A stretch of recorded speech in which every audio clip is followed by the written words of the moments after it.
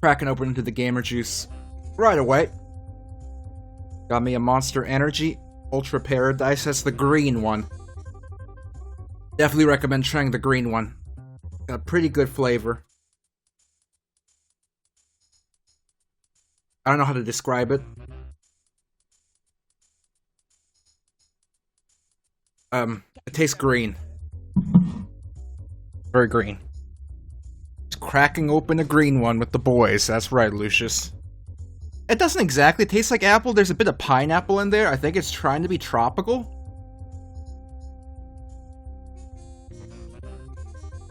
It's really hard to tell, though. They're very indirect with what they put inside of their Monster Energy drinks. So how y'all doing? It's been, Wednesday. Wednesday, I completely forgot. Not Wednesday, Tuesday. Wow, I even forgot what day it was. Tuesday, I completely forgot that it was Tuesday. And that I was supposed to do a mini-stream. And play the Lost Vikings 2 for an hour, so, oopsie. I remembered, like, 3 minutes after 8. And at that point, I was like, oh, shit. Maybe I should just scramble and start streaming right now. But then I saw that Julian had already started streaming a few minutes ago, and I was like, you know what? It's good. It's I'm already late. Let's just hold off till next week. So, yeah, sorry about that. Oh, man. Oh, man. But yeah, Robin Hood. Robin Hood. I don't know how many of you dabble in that sort of thing, but I sure hope that you're getting out of Robin Hood as quickly as you can, because they're a bunch of scumbag shitheads, and they suck ass, and I really hope their CEO, man, goes to jail. Very soon. Very soon. This is not financial advice. Alright. Enough talking about my delicious Monster Energy drink. Let's play some Prince of Persia.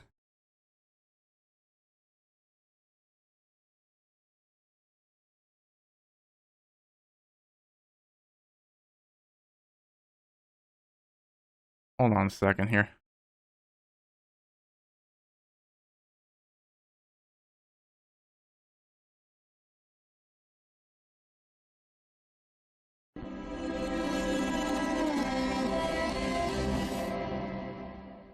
Why do I have my stream set up like this? Hold on. I have my windows all in the wrong place. Let me rearrange everything. Let me rearrange all this nonsense.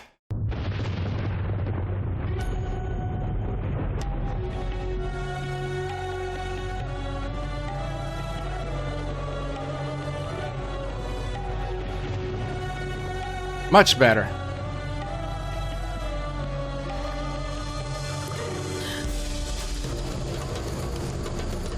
Alright, here we go. Prince of Persia. Prince of Persusi. Prince of the Persia people. You think this game isn't allowed in Persia? You think they banned it for... I don't know what they would ban it for. I don't know what they would ban it for. I'm sure there's plenty of good reasons. Plenty of good reasons you can come up with.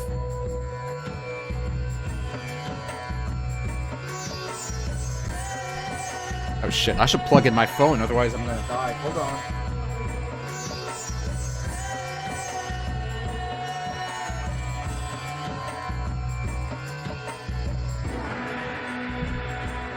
Alright, here we go. So, game says we're 83% done. I'm assuming there's a bunch of collectibles and shit that I didn't get that count towards the completion. So I assume that's why we're not closer to 90-something. About to play About to play Morrowind for the first time. Anything I should know, do beforehand. Oh boy. Oh boy. So, hold on. Can I? Hold on a second. Turn down the audio a little bit. Okay, so Morrowind can be an amazing game that can really pull you in and can hold on to you for hours and hours a day. But you have to know what you're getting into. So here's the thing. The stats you give your character matter a lot. If you're used to Skyrim or Oblivion, where the stats aren't as important, you're gonna have to relearn. The stats are vital to your character. So make 100% sure when you create your class that whatever weapon you intend to use, you make that weapon a major skill in your class. Because if you try to use a weapon... Why is my microphone all the way up here? Whoa. Oh, duh, because that's the wrong... I'm looking at the wrong one. Okay, no, I'm good. Because if you try to use a weapon that you aren't... you don't have the stats for, you're gonna miss constantly. Constantly, you're gonna miss. And you're not gonna have fun, and you're gonna want to quit.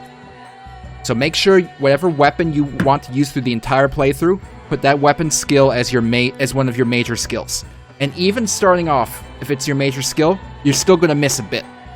But after a few hours, you start leveling that skill up, you're gonna miss a lot less, and it's gonna get a lot less frustrating. So expect to miss a lot starting off. A lot. Actually, hold on a second. This is important. This is really... Hold on a second.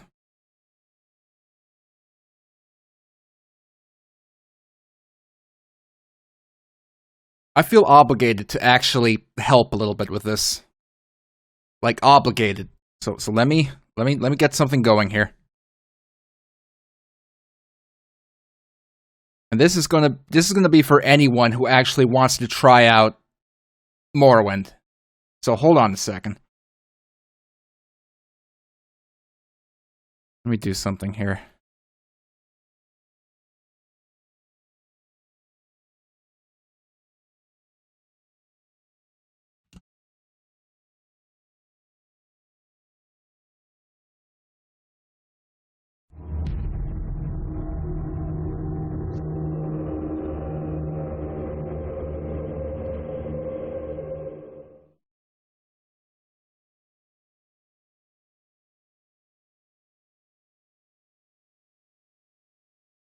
Okay, this is important. I need to go over this because I feel like this is vital to understand how to play Morrowind, to enjoy Morrowind.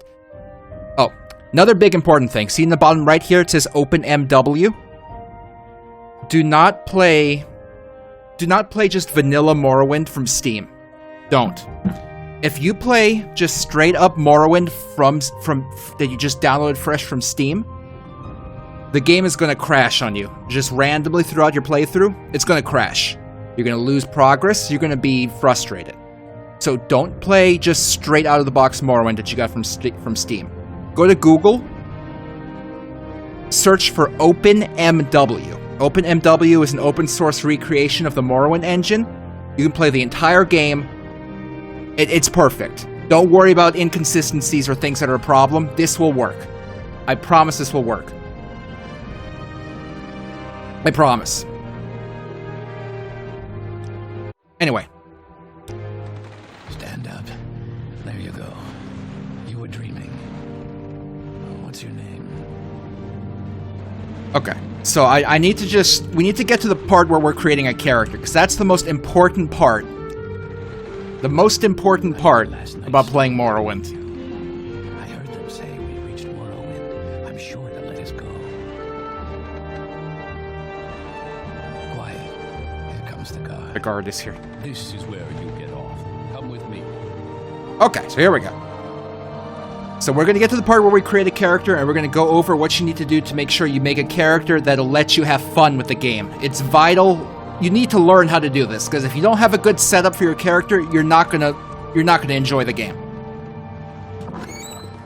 This is where they want you. Head down to the dock and I'll show you to the census office. You finally arrived, but our records don't show from where. Okay, so starting off, your race. Not only is your race important, but the gender is important. Let's for example, look at the orc. All right, so does it show it here? So it doesn't show it here, and I wish it did, because it's kind of shitty that it doesn't. But if you go to the wiki, UESP wiki, you'll see that, like, for example, the orcs, the female orcs have a higher intelligence than the male orcs. And that's important, because intelligence affects your magic skills. I don't know. I don't think they kept doing gender ability differences in newer games, so I don't know if that was a thing in Oblivion. Probably wasn't in Skyrim, but check the wiki to see what attributes each race has, because there's going to be a difference not only in race but also in gender for the race. Obviously, you're going to want to look at their specials. For example, the High Elf has a big Magicka bonus, but they're also weak to Magicka as kind of a trade-off for this 1.5 times Magicka bonus. Whereas a Breton has a smaller Magicka bonus, but they're actually able to resist Magicka as well and don't have any magic weaknesses. So, like, you can play more high-risk mage with a High Elf or kind of lower-risk mage with a Breton. And a lot of these races have different attributes like that. For example, this guy here, he has an ability where he can just breathe underwater. It's not going to be as important in this game, but it's good to note. Nords are resistant to frost, so if you're playing a mage and you come across Nords, you don't want to use frost magic on them. Dark elves most characters in the game are dark elves. And take a look right here. They have a 75% resistance to fire. So you generally don't want to rely on fire magic in Morrowind, because the majority of the NPCs you come across have an immunity to fire magic, so you want to avoid that sort of thing. Wood elves have a natural boost to marksman, sneak, and light armor, which makes them really good for what do you call it? For stealthy builds.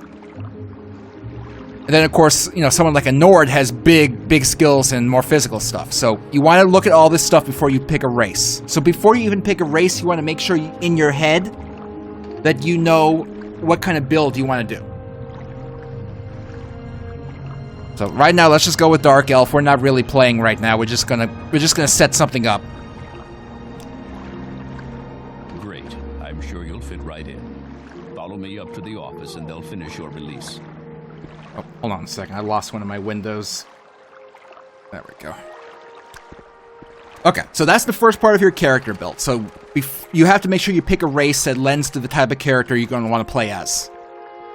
So, some races like Dark Elf and I think Imperial, they're good for kind of general kind of mixed classes. So for them, you don't have to think too much about it. But you wouldn't want to pick like a Breton or a High Elf and then not do magic, or pick a Wood Elf and then not do sneaky, because that would be dumb. Yes, we've been expecting you. You'll have to be recorded before you're officially released. There are a few ways we can do this, and the choice is yours. Alright, so there's 3 ways you can make your class. The first one is to do the roleplay thing that you get in all these Bethesda games after this, where they ask you a set of questions and they assign a class to you. Don't bother with that unless you want to sit here and absorb lore, I guess. I don't know. I don't know why it's there. I don't like it. The other option is to pick from a list of classes. This might be okay if you find something that really fits what you're trying to do. But personally, even the first time I played this game, I've never went with this option. The best option, in my opinion, is to create a class. The third option, fill out the forms yourself. So here, you're going to make your own class. You can give it a name. The name doesn't matter. It just shows up in your menu. I'm a super cool dude class. Okay, so this is where you really start putting the points into your character. You've already decided what you want to do because you picked your race, but this is where you really make it work. So the very first thing is your specialization. which is going to give you additional skills to what you're trying to do. So there's only 3 major things here. Combat, which, as you can see, makes you better at, medium and heavy armor, long blade, blunt weapons, axe, spears. If you're going to just be clicking and killing people, you want to leave it as combat. If you decide to go for mage, there you go. Magic. Really straightforward. Stealth, bam. It's super straightforward. So, and any class you build is going to fall under one of these 3 main categories. Either doing big combat, swinging axes and swords, DPS. Magic, I don't need to explain what magic is to you. And stealth, sneaking, bows and arrows, all that nonsense. So, now, 2 favorite attributes, which is going to give you a little more points into those attributes. Now, for this, these give you a brief explanation of what they do. Like, strength, affects your health. Obviously, if you're doing a combat class, you're going to want to leave strength in there. Intelligence. Intelligence affects your maximum amount of magicka, but what this doesn't tell you is intelligence is affected by some of your other magic skills. And not every class of magic falls under intelligence. Some of them are going to fall under willpower. Some of them are going to fall under... I think most of the other ones will fall under willpower. So you're going to want to check the wiki as well to see if there's a class of magic you want to specialize in, to see which attribute would be best for you. Now, in general, if you're just doing a combat class, you're going to want strength. And then you have a bit of... you kind of have a bit of choice of what else you want to do, really. You're going to want to skip intelligence if you're doing combat. You could go for willpower to get more fatigue. You could go to agility if you're going to want to work on your speed and jumping and everything. Or, well, speed for that. Oh, thanks for donating, Todd. And Krolkrug. Endurance is another great thing to go with a combat class because it affects your starting health and how much health you gain on each level. In fact, endurance and strength will be great for a pure combat class, if that's what you were doing. Now, if you're doing a sneaky thing, then you're going to want to do some... You're going to probably want to have some... Well, you don't really need speed for sneaking. Honestly, it's a lot less picky if you're doing something like sneaking. Like, you could go with luck, because luck does factor into a few calculations when you're doing sneaky stuff. Personality helps if you're going to want to try to, get people's, how much people like you without giving them too much money. But yeah, these 2 attributes, just look at the kind of, basically the best way to do this, these 2 attributes, look at the major skills you want, and pick attributes that go with the major skills. And you can check the wiki, the UESP wiki, to figure out which attributes fit with which skills. So let's just go with let's go with endurance. We're gonna make kind of a mixed character right now. Would this have a problem with one race plus set class options being OP, or is there a good balance? I would say that it's very hard to make yourself OP from just picking your class and race. You can definitely make your life harder by picking a race and class that don't mix. But at the end of the day, as long as you focus on using the right skills, you can usually get something that works. But you're putting yourself at a much bigger advantage if you match a race with your class. All the stuff you're picking, it's more important for starting out.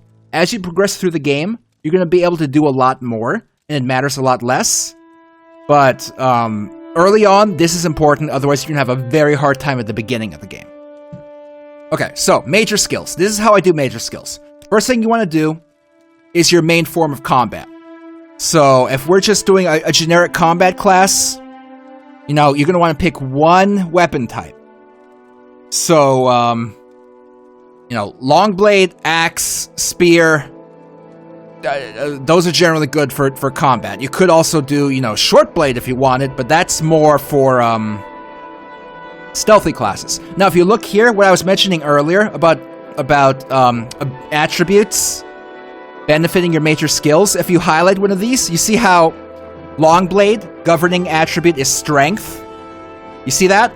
So if you're going to primarily use Longblade as your weapon, then you're going to make absolute sure one of your favorite attributes is strength, because they're going to help each other out.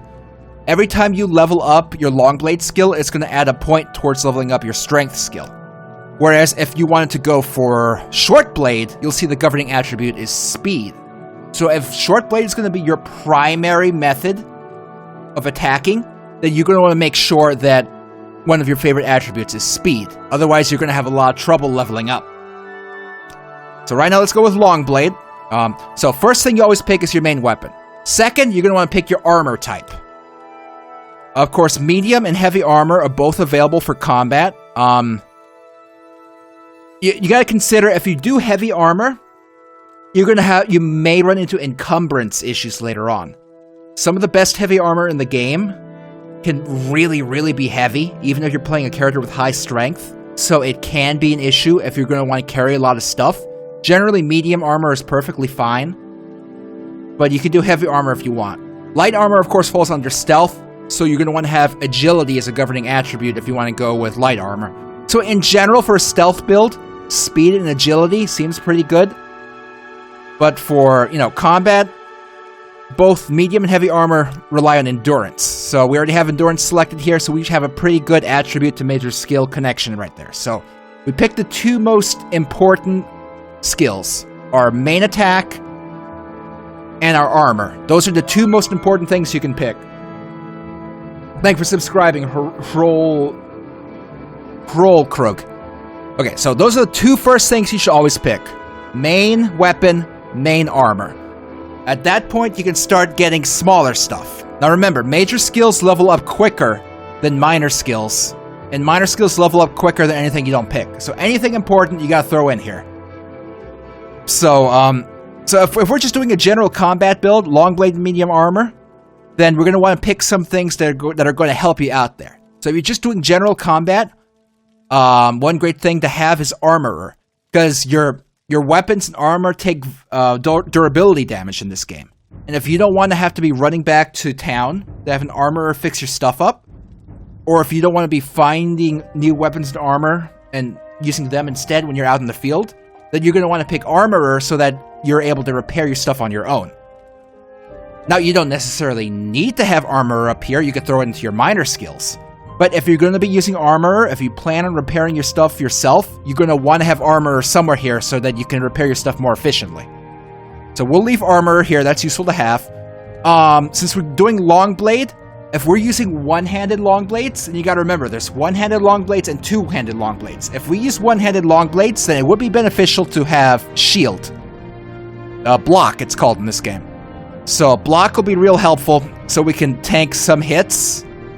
It relies on agility, but strength and endurance is more important because those are directly linked into our Longblade and medium armor. But Block is great to have if you're doing a pure combat build. Pretty good to have. Now for your last major skill, there's a lot of room there. Like, you could pick a lot of things here. If you really wanted, and if you're going pure combat, I'd say there's no harm in actually picking a secondary weapon. Just for fun, even, just in case you want to have that, if you want to have that range. Or, if, let's say axe. But, if you don't want to even do that, you could widen your range of what's available to you for armor, even. So let's say you want both heavy and medium armor. And if you have both of those as major skills, then theoretically, as you're out in the field, if you're finding both medium and heavy armor pieces, you can mix and match them to make a set of combined medium and heavy armor and still have good protection. So this last major skill, it's up for a combat build. It's up to you. You can get another armor, you can get another weapon.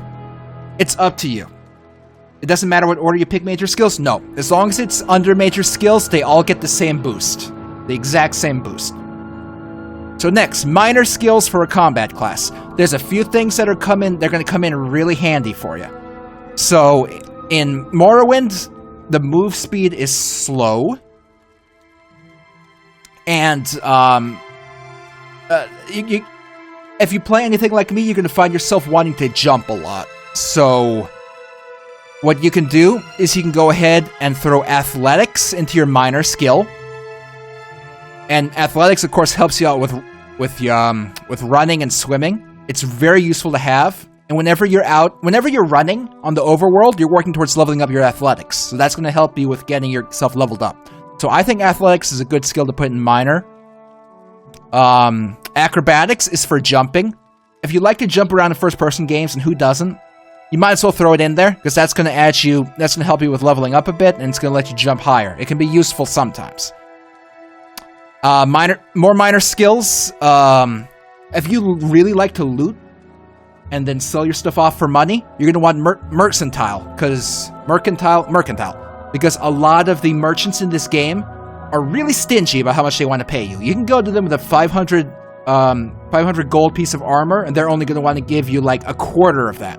But as you level up your mercantile skill, you're going to be able to get much closer to the actual value. So I recommend mercantile if you're going to be doing a lot of looting and trading and that sort of thing.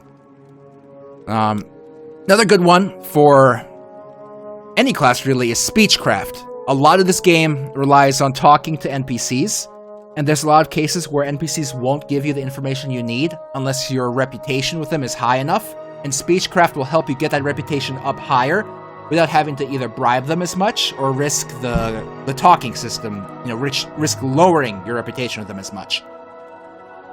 And then for your last minor skill, that's also pretty open to you at that point. There's a few things you could do with that, really. You could treat it like your other last major skill. If you wanted to maybe even have another weapon in there, like maybe once in a while I want to pick up an axe.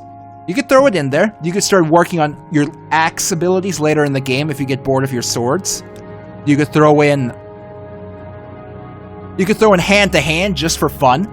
If later in the game you get bored of using your sword and you want to start training your fists, that's fun.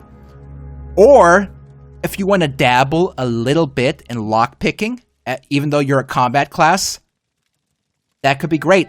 So throw it into security. Personally, lockpicking and stealing is one of my favorite parts of Morrowind. And when I first played Morrowind as a teenager, I made sure that was in my build. I played more of a bandit kind of build when I was a teenager, so I had long blade and medium armor for major skills, but then under minor skills, I had sneak and security, and I joined the Thieves Guild. So I had kind of a combo of a combat mixed with a stealth class. Those were my first times playing the game. I did it as a kind of bandit build, and I really loved it. It's really good. Really enjoyed it. So this is generally what you want to do if you're doing a combat build. This is a good template to follow for a combat build. Now, there's of course two other specializations that you can consider here. So let's skip over magic for now. We'll come back to magic. Let's look at a stealth build. So for stealth sneak links into security, sneak, light armor, short blade, marksman, all this stuff. So let's look at a quick stealth build. So for stealth build, we're going to be, of course, a short blade is going to be your main way of attacking. So short blade, and then you're going to want light armor as well. Very important. So short blade and light armor means for your attributes, you're going to want speed, and you're going to want agility. Now this isn't absolute. If you wanted to swap one of these out with luck, that's up to you. But I would recommend linking these in with your main attack and defense. So you're probably not going to want to worry about armor and block and stuff because you're going to be avoiding combat. So for this, I would actually recommend moving your security and your sneak skills into your major if you're doing a stealth build. Because you're going to be using this a lot. You know, you're going to be working on security every time you're picking locks on chests or doors. That's going to help you level up your security. You're going to be working on sneak every time you're in someone's house in a town and you're sneaking behind them to try to steal their stuff without them noticing. It's going to work on your sneak. So these are very important. Now, one other thing I recommend personally, don't rely just on short blade if you're doing stealth. I recommend for your 5th major, throw in marksman. It's very useful to have a bow and arrow to try and snipe off enemies from a distance if you're trying to be sneaky and avoid combat. Now, one very important thing to keep in mind for marksmen in Morrowind is you got to remember Morrowind was before Bethesda started including a real physics engine in this game. So your arrows, if you miss your shot, you're not going to be able to run up and pick up the arrow. If you miss your shot, the arrow's gone. It's completely gone.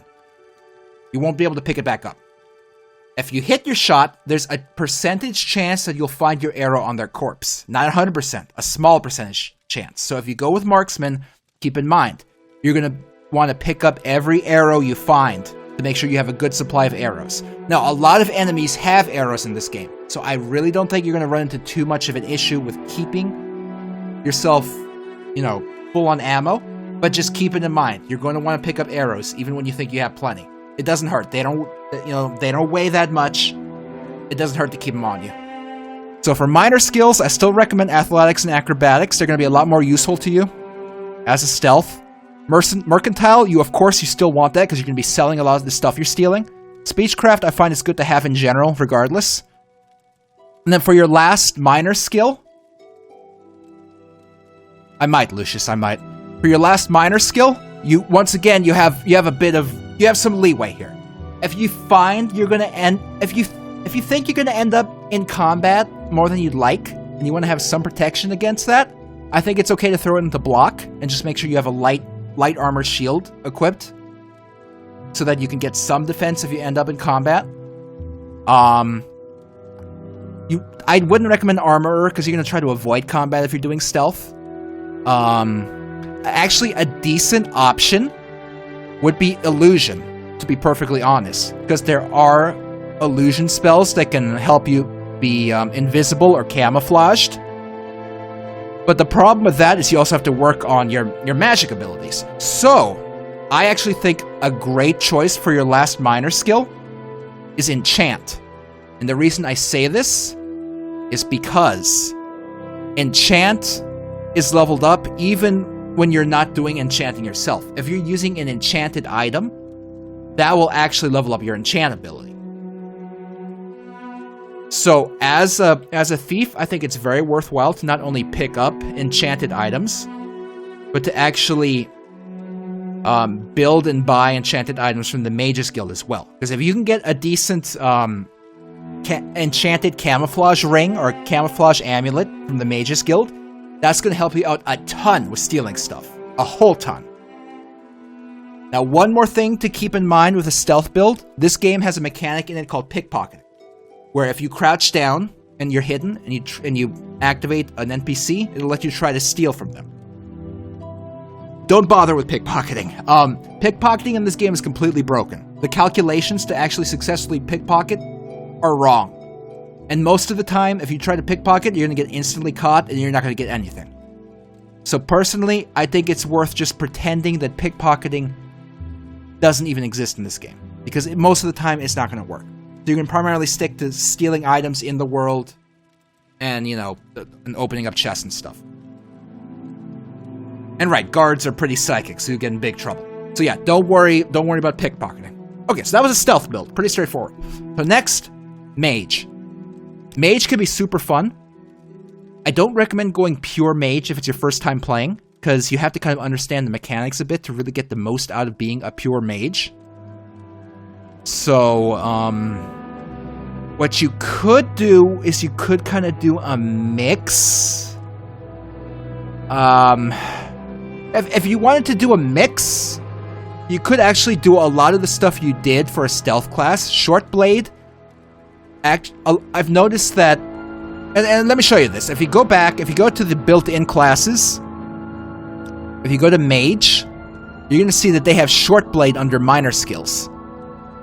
Which is kind of weird. You'd figure mages would be more focused on staffs, which are blunt weapons in this game, but for some reason, short blade. I don't know.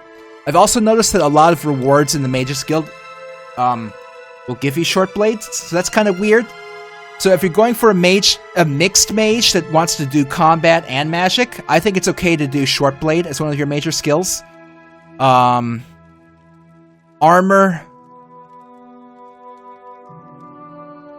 I'd probably light armor. If you're going pure mage, you might not even need armor. But if you're doing a mix, then you want to do light armor. Favorite attributes, you're of course going to want to have intelligence. You need to have intelligence as a main attribute if you're any kind of mage, because that determines your maximum amount of magicka. Very important.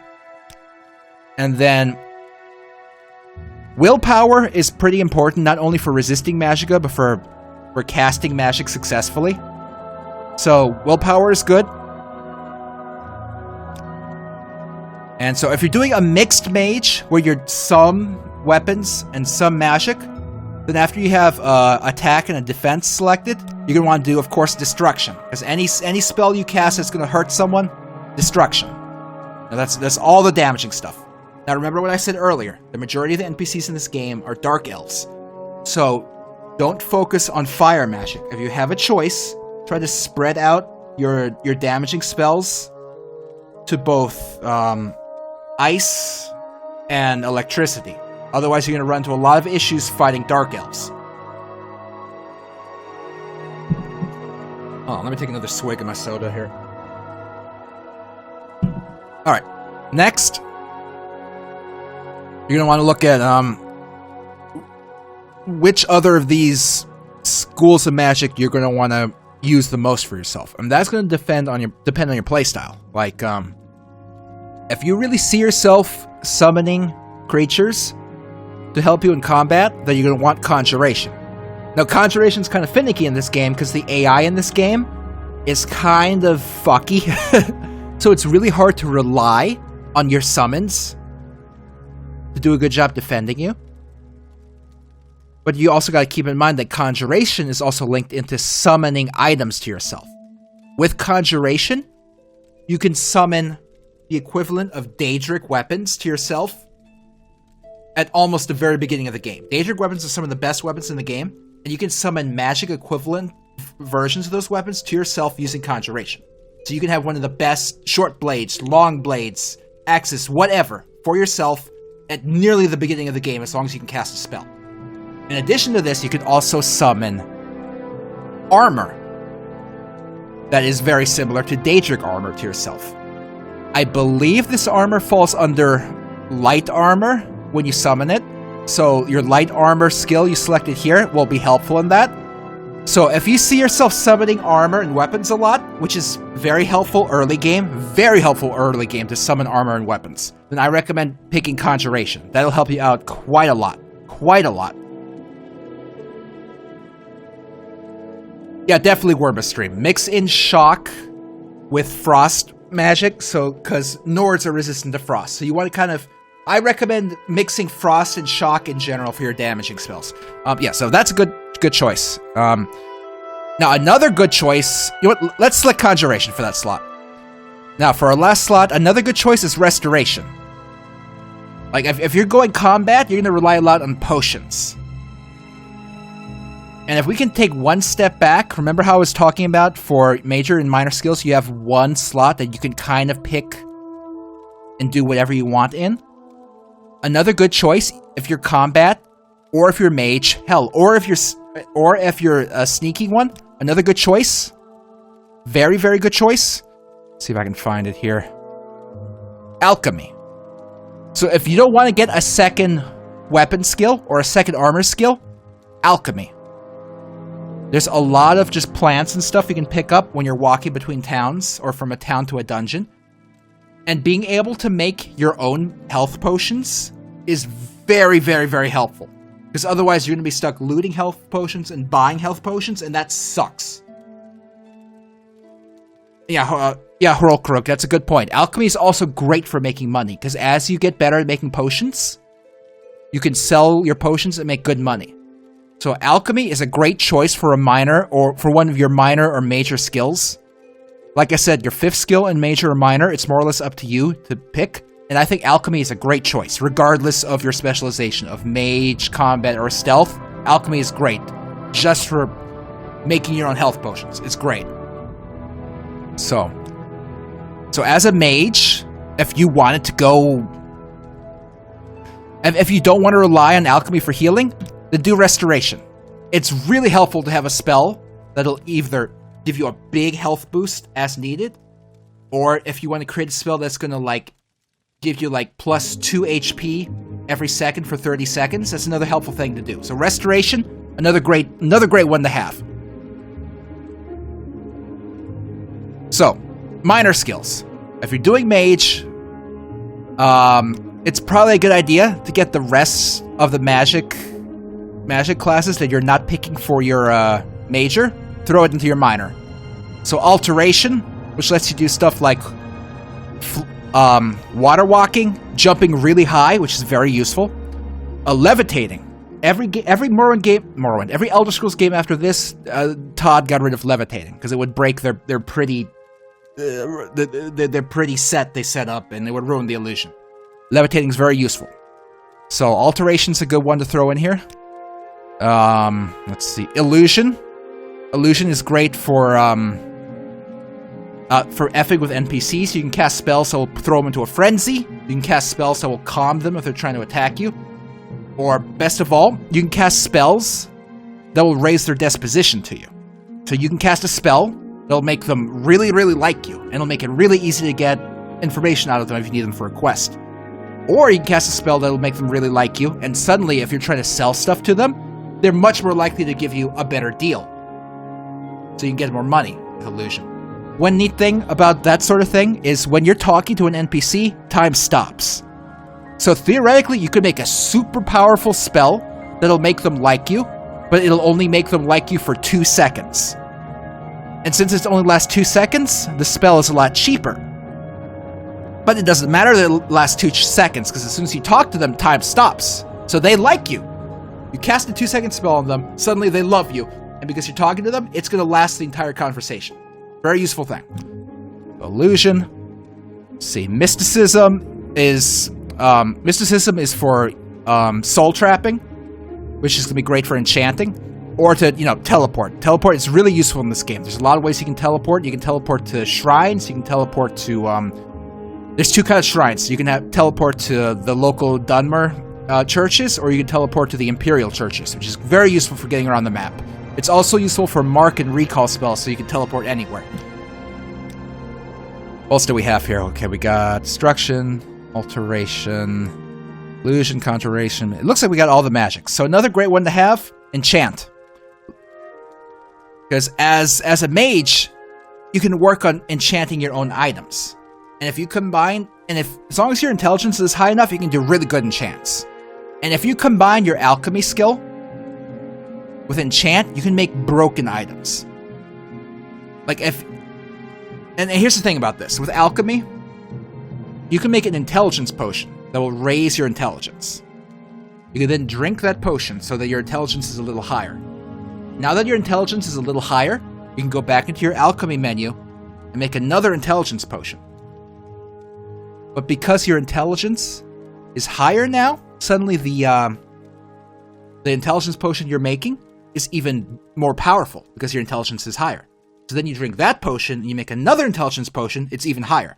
Eventually you get to the point where you're making an intelligence potion that boosts your intelligence by like 300 points. And then you can make any kind of broken potion you want in the game. You can do something very similar with enchant. Like, you can enchant a piece of armor that's going to raise both your intelligence and your enchant. And you can make, like, a chain of these that will raise your intelligence and your enchant bit by bit by bit, and you cast them all in a row. And then suddenly your intelligence and your enchant is up in the thousands. And while it's up there, you enter your enchant menu. Time is stopped. You're in your enchant menu, and those short little spells you cast to raise your intelligence are still in effect. So suddenly you have like an enchant and an intelligence of like 1,000, and you're instantly able to make any kind of broken enchanted item you want. It is super fun. It's amazingly fun, and I highly recommend it. Highly recommend that as an advanced thing. I don't recommend going mage your first go through. If it's your first go through, do combat or stealth, and if you want, mix in some destruction magic. Mage, I recommend for a later playthrough. Yeah, so that's a good mage. Now, if you wanted to go pure mage, then that's simple. Move more of these minor skills into your major skills here. And if you want to have short blade or armor as a backup, throw those two into your minor skill. That's the only real change you have to make if you want to go pure mage. is to just move your attack and your defense options into your minor. Or even, if you're super confident, just get rid of them completely and replace them with like mercantile and speechcraft. Yeah, so that's generally a good kind of build for this sort of thing. Very good. The letter that preceded, you mentioned you were born under a certain sign. And what would that be? So next, your sign. Your sign is very important for your class as well. Very important. Because this is going to give you a benefit through your entire game. Now, another thing to keep in mind, a lot of these signs are absolutely garbage. These signs are very uneven. They aren't all created equally. A lot of them are trash. Let's look at these one by one. The Apprentice. This is going to give you a 1.5 times boost to your magic, but also make you 50% weak to magic. A bit of a trade-off. If you want more magic available to you, this is okay to go with, as long as you can deal with being weaker to your enemy's magic. It's okay. It's one of your 3 options, I think, if you're a mage. Next, the Atronach. The Atronach is kind of an advanced sign. I don't recommend this for your first playthrough of a mage class. I do not, because this is like playing an advanced mage. So the way your magic meter works in Morrowind. Is there a reasoning for why their trash ones are in there? I have no idea, Worma. I blame Todd. It's probably Todd's fault. So Atronach is for an advanced mage build. I don't recommend your first mage build being Atronach. I'm going to explain to you why. So, magic in this game, it regenerates when you sleep. So if you're a mage, you're going to find yourself sleeping a lot in the wild and in quiet places and dungeons to get your magicka back so you can cast more spells. But if you pick the Atronach, you get an attribute called Stunted Magicka. Now, what Stunted Magicka means is when you sleep, you do not regenerate your Magicka. Magicka does not naturally come back to you, ever. Ever. So that's very crippling to a mage. But the Atronach has trade-offs for this major cripple. The first one is your maximum Magicka, it's doubled. So you're starting the game off with double Magicka right off the bat. This is great for doing a pure mage build. It's very fun.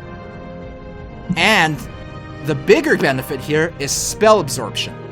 50 points. So the way spell absorption works is if you're hit with an enemy spell and your spell absorption kicks in, instead of taking damage from that spell, you absorb that spell into your body and gain that spell's worth of magicka back onto your player. So if an enemy mage hits you with a fireball and your spell absorption kicks in, you're not getting hit by a fireball. Instead, your magicka reserve goes up. And that's the primary way that you get your magicka back if you're under Atronach. You're absorbing enemy spells. So with 50 points, what that means is 50% of the time that you're... approximately 50% of the time that you're hit by an enemy's spell, you're going to absorb that hit. So it's a flip of a coin. You're either going to absorb the magicka and get your magicka back, or you're going to take damage. So you can... and later on in the game, you can either enchant items to give you more spell absorption, or you can create a spell that'll give you more spell absorption. And ideally, you're going to try to get this up to 100%. Now, you can't just create another 50 point absorption item, because they don't stack. The way it's going to work is it's going to hit you, it's going to roll 50. If it misses, it's going to roll 50 for another item. So, as you move on in the game, what you're going to want to try to do is make items with higher and higher spell absorption ability, until you get into like the 70s or 80s, and then the majority of the time you're hit with a spell, you're absorbing it, which is great. So yeah, Atronach, it's a advanced way of playing mage. I don't recommend it for your first way through. I only recommend playing it once you're comfortable with how mage works, comfortable with how the spell making system works in the game, and comfortable with how the enchant system works in the game. So this is advanced mage. Don't do it your first time through. Do it after you're comfortable and you know how a mage works. Very fun though. If you know what you're doing, this is the way to play mage. All right, next sign, the lady. I suppose the lady can have a good place with you under certain circumstances.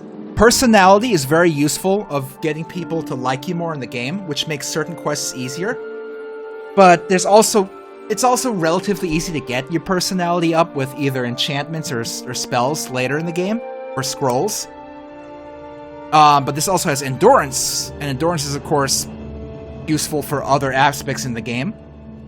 You know, there's a bunch of skills that rely on endurance, so this is actually not a bad thing to select if a lot of your major or minor skills rely on endurance, and personality is very useful to have as well. So this is an option if you don't want to go with any of these other signs. The Lord. The Lord is trash. This is trash. So this gives you a 100% weakness to fire. If you get hit by fire, you're going to be taking major damage. Major damage. This also gives you a spell called a spell that'll restore your health 2 points for 30 seconds. Now the thing you got to keep in mind about that is it's just a spell. You still need to be able to cast that spell successfully. You still need to rely on your own magicka to cast this spell. And this is a spell you can easily get for yourself later in the game. So while this looks nice to have to start healing yourself right off the bat, it's a trap. This sign, it's a trap. This spell is not useful enough to go ahead and make yourself extremely flammable. This is a garbage sign. Don't go with the Lord. Bad sign. 0 out of 10. The Lover. So this starts by fortifying your agility attribute 25 points. So if your build has a lot of skills that rely on agility, hey, great. This could work towards you. If you really want that extra agility for whatever build you're working on, this is a good choice. Now this has a power. Now there's a difference. You see in the Lord, this spell listed under spells. That means this is a standard spell in the game you have to cast. It's going to rely on your abilities, your restoration ability, and your magicka. You have to cast it like any other spell. But a power is completely different. A power is a spell that does not rely on your ability to cast the spell. Now I believe, correct me if I'm wrong, I believe it still requires you to have enough magicka to cast a spell. But you don't need to have destruction and alteration or whatever to cast it. It'll cast successfully every time. But the trade-off for that is you can only cast that power once a day. Once a day. Now, that's not as big of a restriction as it sounds like, because it's easy enough to either wait or rest in this game and pass an entire 24 hours and get the power back.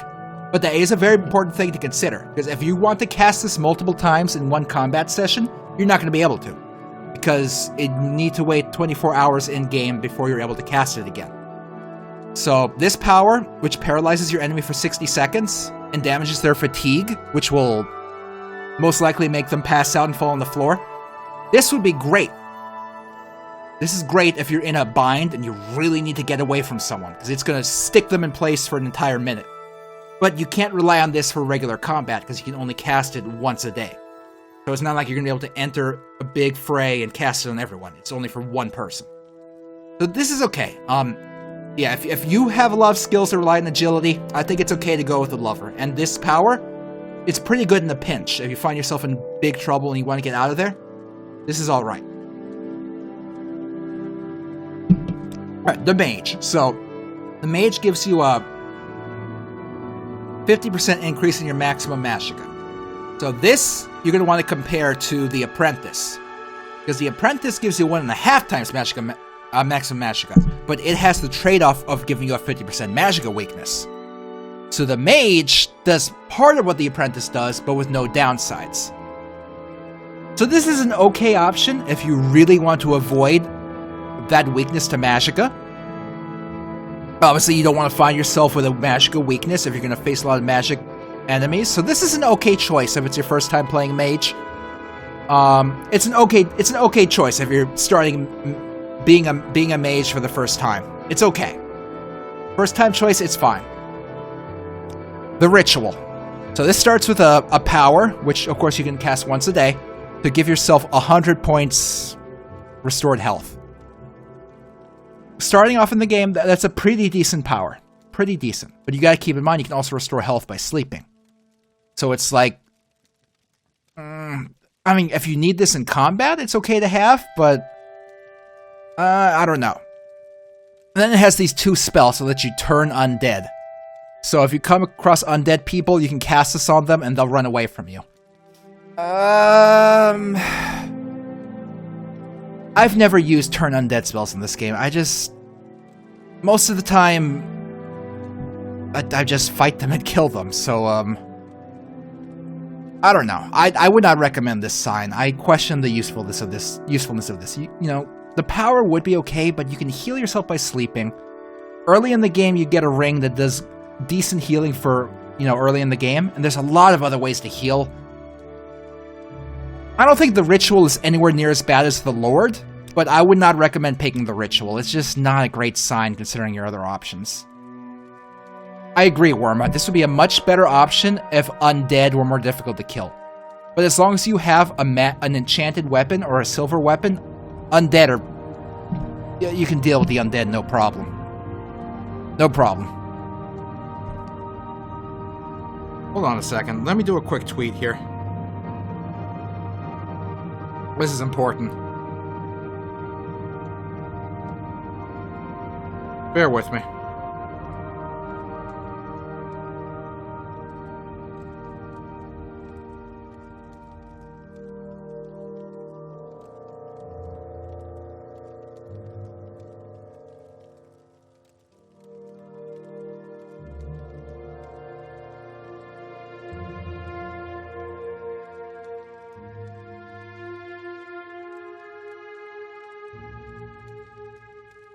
Okay, had to put that out there. Alright. So, the Serpent. This gives you a spell that lets you poison, and I'm not even gonna bother reading this. This is a garbage sign. This is even worse than the fucking Lord. The Lord at least gives you a health spell. The Serpent just gives you this damage spell that, like, if you're gonna make a class to cast spells, you're probably gonna start off with a pretty decent damage spell anyway. So why would you need this crappy spell? And by the way, the spell here, it's kind of a trap. Because look at this, it's poison 3 points and 30 seconds on touch. Okay, you're poisoning your enemy. And then the last part, damage 1 point for 30 seconds. Oh, that sounds great, we're also gonna damage him. And then on self. Oh, wait, what? So if you cast a spell and you poison your enemy, you're also draining your own health. This sign is trash. This is pure fucking garbage. Do not pick the Serpent. This is stupid. Thanks, Todd. 0 out of 10. The Shadow. This gives you a power to make yourself invisible for 1 minute. Power, like I said, you can cast that once a day. I could see this being useful in certain situations, but the thing you gotta keep in mind about invisibility is if you try to do anything, if you try to pick up an item or interact with something, the invisibility stops. So invisibility would be fine for sneaking past people or sneaking into places or away from something, but in the long run, this is really only useful early in the game when you don't have good ways to sneak around.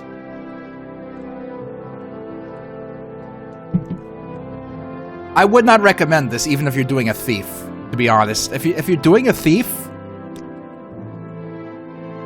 you know, maybe get the one with agility? I don't know, but I don't like this sign. It's nowhere near as bad as the Serpent, but this is nowhere near as useful as it sounds. Invisibility is not that great in this game. If this was camouflage, that'd be great. Camouflage, you can interact with things and you don't lose your invisibility. But pure invisibility, no. I don't recommend this one. The Steed. Okay. If you play this game, and if you cannot stand how slow you walk, then this is a great sign to pick. This immediately gives you a 25 point boost to your speed, which will let you walk faster right off the bat. So, if you're building a character and none of these other signs speak to you, the Steed is a great default sign to select. If none of these other signs gel with your build, go with the steed. You'll appreciate being able to move faster right off the bat. So the steed, great choice. Great overall general choice for whatever you might want. The thief. So the thief gives you a natural 10-point sanctuary to yourself constantly. Are you... Wait. Okay, Worma's stream asks, are you wasting the whole mage build if you go with steed just for the gameplay?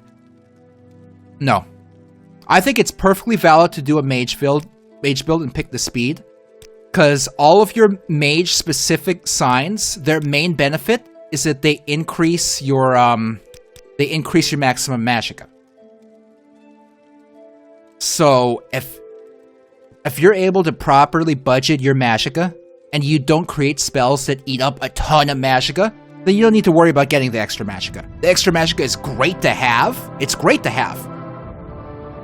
But if you really want speed right off the bat, you can do the steed. Now the thing is, if you're going with a mage build, it's pretty simple at around mid-game to make yourself a decent spell or enchantment that's gonna increase your speed without having to pick the steed. So, I still think it would make more sense to pick one of the signs that will increase your maximum magicka, because later on, you can increase your speed with a spell. Do you level up speed just by walking around? No. You level up speed by increasing skills that fall under speed. So, as you increase your athletic skill, that'll give you points that you could apply, that you can put a multiplier into your speed. Basically, every time you level up, you're able to pick like 3 major skills that you can throw a point into. So at level up, if you want to throw a point into speed, you can throw a point into your speed. And then you'll get more speed. We'll look at that soon. We'll look at that. We'll get there. Anyway, so yeah, the steed, pretty good. So anyway, the thief. 10 points of sanctuary as an ability, constantly. So what sanctuary... I think that's the right number, Galner. I don't remember. Anyway, what Sanctuary does is if you roll Sanctuary and your Sanctuary hits, what that means is if someone tries to hit you with a melee weapon, it's going to miss. Sanctuary just makes it miss. So what 10 points means is it gives you a 10% chance that if somebody hits you with their melee weapon, they're going to miss. So this is actually a pretty decent sign to pick. Not only if you're doing stealth, but even if you're doing combat, this is an okay sign to pick. Because that 10% chance for your enemy to miss, that's pretty decent. That's 10% could come in handy. If you're in a bad situation. 10% can save your ass when you're least expecting it. So the thief is a pretty... I think the thief and the steed, they're both very good general signs to pick. The tower. So, the tower can actually... Excuse me, sorry, my throat's a little scratchy. The tower can actually be a pretty decent sign to pick if you're doing either combat or stealth.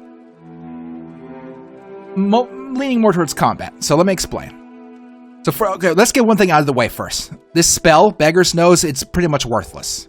Detect Animal, Detect Enchantment, and Detect Key. All that does is it shows a little blip on your map if an animal, an enchanted item, or a key is nearby. It's kind of worthless. You don't need to know if that kind of stuff is nearby, because you can use your eyes to find this stuff. This spell, it might as well not even be a part of the tower. It's kind of worthless, to be perfectly honest. This spell, ignore it. It might as well not be here. Now, more importantly than that, the power it gives you. Tower Key.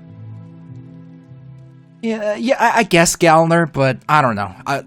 My point is, this sign is not worth it for the spell. So what this sign has as a power is Tower Key, which opens 50 points on touch. So as a power, like I said earlier, you can cast it once a day. And what 50 points means is any lock, either on a container or on a door, that has a 50 points or less, you could instantly open it with this power. It doesn't matter what your security skill is. You don't have to have any lock picks. You cast this power on that door or or that container, and it has a lock level of 50 or less, it's gonna open. So if you're going a combat build, and you're not putting points into security, but you still want to be able to loot chests and open doors when you're out and you're adventuring in dungeons, this is a pretty good power to have. This is pretty good, because you'll be able to open a lot of chests and doors that otherwise you're going to come across and be stuck either finding a key or just not being able to open at all. So this is pretty decent to pick if you're going combat, and you're not concerned about going fast, and you're not concerned about a 10% chance to be missed. The tower is pretty decent for combat. Yeah, that's a good point. Quinoa, there are scrolls you can buy in this game that'll let you cast an opening spell on a door or in a container. But you, of course, need to either find them, steal them, or buy them. So early on, when money is tight, this is a very useful ability to have early game. So it's very, very useful early game, and depending on what you have on your character, this can be useful later in the game as well. So, tower, pretty good one to have. Lastly, we have the warrior. This fortifies your attack by 10 points. What attack does in this game is attack increases your chances to hit an enemy. So, this will give you a 10% greater chance to hit an enemy all the time. This is really only useful in the early game, because as you increase your weapon's ability, your chances to hit is going to go up. So I really don't think you need to pick the warrior. It doesn't seem that great, to be perfectly honest. Just in my opinion, I don't think you need to worry about the warrior. Just my opinion. Yeah, so for general, steed, thief, or tower are pretty good.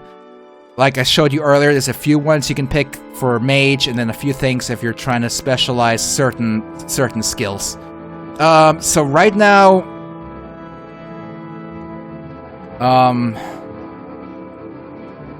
I don't know if I should go forward with a magic class if I'm showing you some basic stuff here. Let's do kind of a mixed combat kind of stealth class here real quick.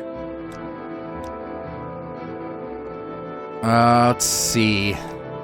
So let me do sort of a more generic class here. So I'm going to do long blade. I'm going to do medium armor. Let's see. I'm going to do a super kind of generic mixed class. I generally don't recommend doing a mixed class. I either recommend going for something combat or something stealth for your first build, but we're going to kind of mix a few things up here. So what do I have so far? Long blade, medium armor. Since I'm doing an example build here, I'm going to leave destruction. I don't recommend doing this. I'm going to leave destruction.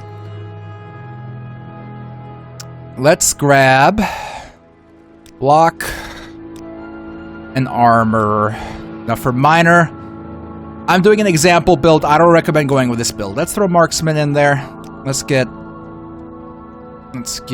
acrobatics, athletics, mercantile, and alchemy. Okay, I'm going to try to show you a few things.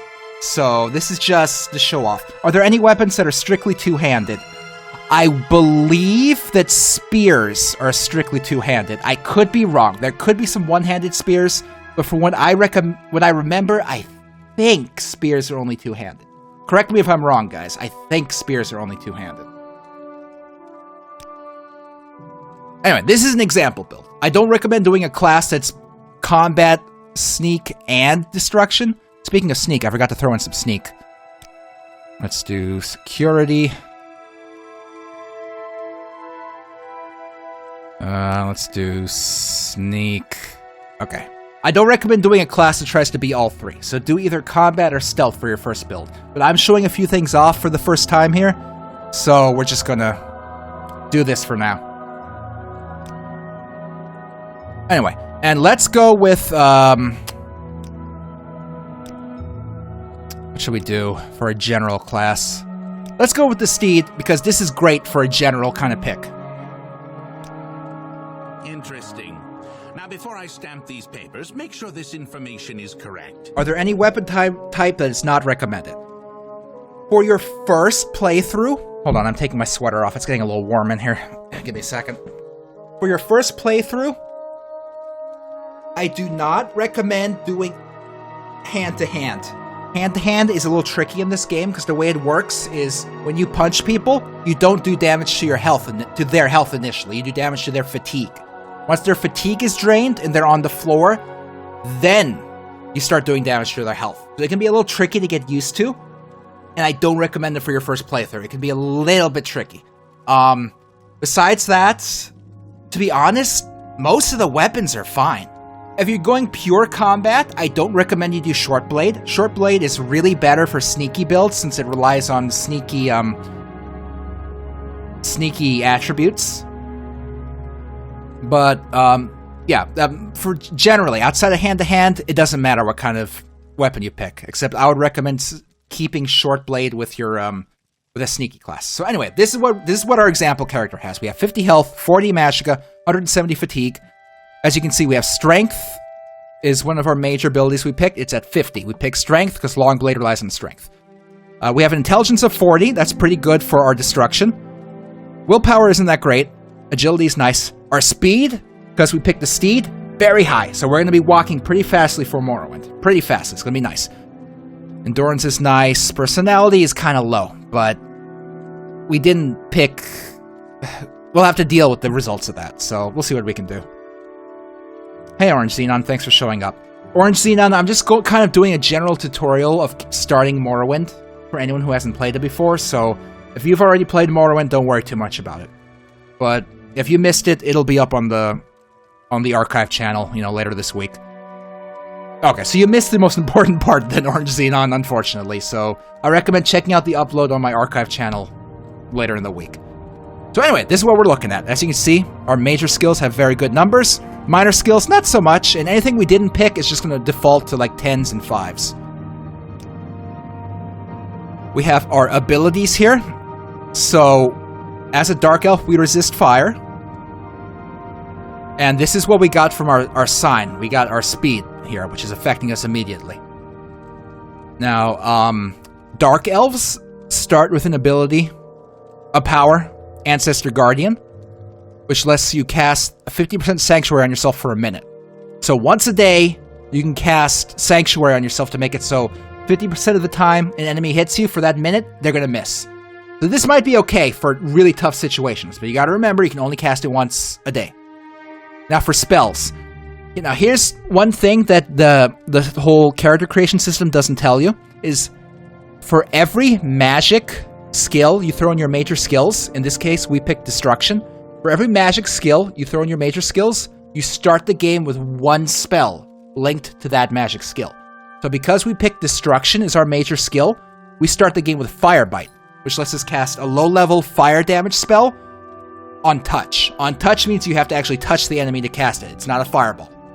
Now, it does kind of stink that it's a fire attack, because like I said earlier, most of the Dunmer in this game resist fire. But it's better than nothing, and it'll be useful on general creatures and anyone who's not a Dunmer. So this is okay starting off. Alright, and it just gives us a tutorial. We have our meters now. Your papers to the captain when you exit to get your release fee. Do I get different spells depending on mixing in the major, or do you always get the same spell per type?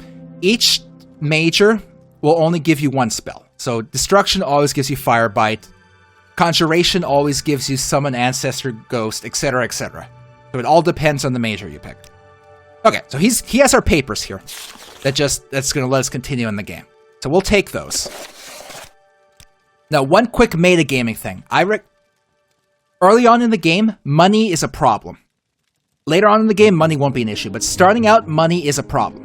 So one thing I recommend to do to help you out with money at the beginning of the game, let me show you something. This is a limeware platter. It is worth 650 gold. That's a pretty penny.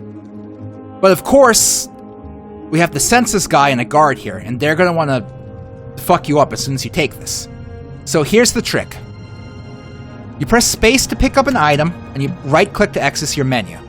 What I recommend doing to make sure you get this, press space to pick it up. Immediately press right-click to open your menu. Time is stopped when you're in your menu. Take the limeware platter you just picked up, click on it to hold it, drag it to the bottom so you see the arrows down pointing. That means you're going to drop it. Drop the platter. The platter is now in the world. It's on the floor. So right-click to get out of your menu. The guard's going to come up to you any second now. Through to the next building and talk to Celis Gravius. Now, if you steal in this room, they only give you a quick slap on the wrist. They won't actually throw you in jail or fine you or anything. Anywhere else in the game, they're going to try to fuck you up. But here, in this room, they only give you a quick warning.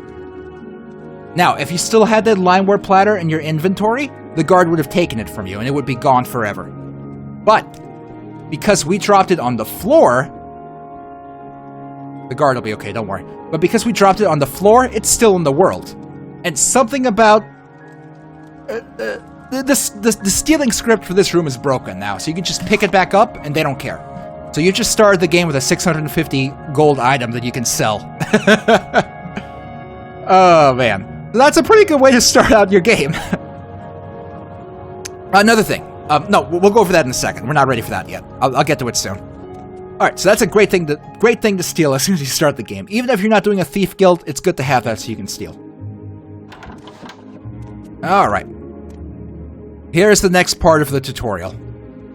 It's going to continue over here. Now, if you're a character that has alchemy, you're going to want to grab a few quick alchemy ingredients from this room in the first area. So, whenever you see sacks or baskets in people's houses, these always have alchemy ingredients in them. So if you're doing alchemy, check out the sacks. So you're going to see a few things. Here's some alchemy ingredients. The way alchemy works is depending on your alchemy level, you're going to be able to see the effects that the item has depending on your level. So since we're low level in alchemy, we can see one of the chokeweed's attributes. We can see the drain attribute luck. It has 3 other attributes tied to it that we can only see question marks for. Once our alchemy level is high enough, instead of seeing question marks, we're going to see the additional effects that this alchemy item has. Do I recommend any mods, or is vanilla enough? For your first playthrough, Ceterion, as long as you're playing OpenMW, instead of just, straight from Steam, as long as you're using OpenMW to play the game, I do not recommend doing any mods for your first playthrough. Mods can be fun, but I really feel like it ruins things for your first playthrough. You have to learn to love the game as it is before you start adding things to it. That's my personal opinion. So anyway, if you're doing alchemy, I see no harm in just taking as much ingredients as you find. Because you're going to use this to make potions, and as you make potions, regardless of what the potions do, even if they're useless, you can sell them for money. Yeah, I know, Pizza Aussie. It's so weird. How come the dragon hasn't come down and destroyed the entire universe? What kind of opening to a game is this? 0 out of 10, Todd. I don't want it. Ash Yams fortify intelligence. Remember earlier I was talking about how you can make potions to increase your intelligence and you can break the game? Ash Yams are great for this. Hold on to them. Do you just update... Okay, Wormastream asks, do you just update OpenMW from downloading the repo? Or do you use a package manager? Personally, I just downloaded from the repo. OpenMW is mature enough that you can just grab the current version they have on their website and really not worry too much about updating it. The whole game works. You don't have to be too worried about updating OpenMW.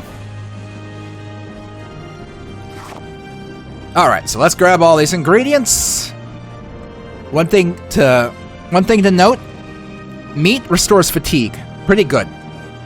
And wick wheat and some other stuff like rice restores health. So, great for health potions. Grab those.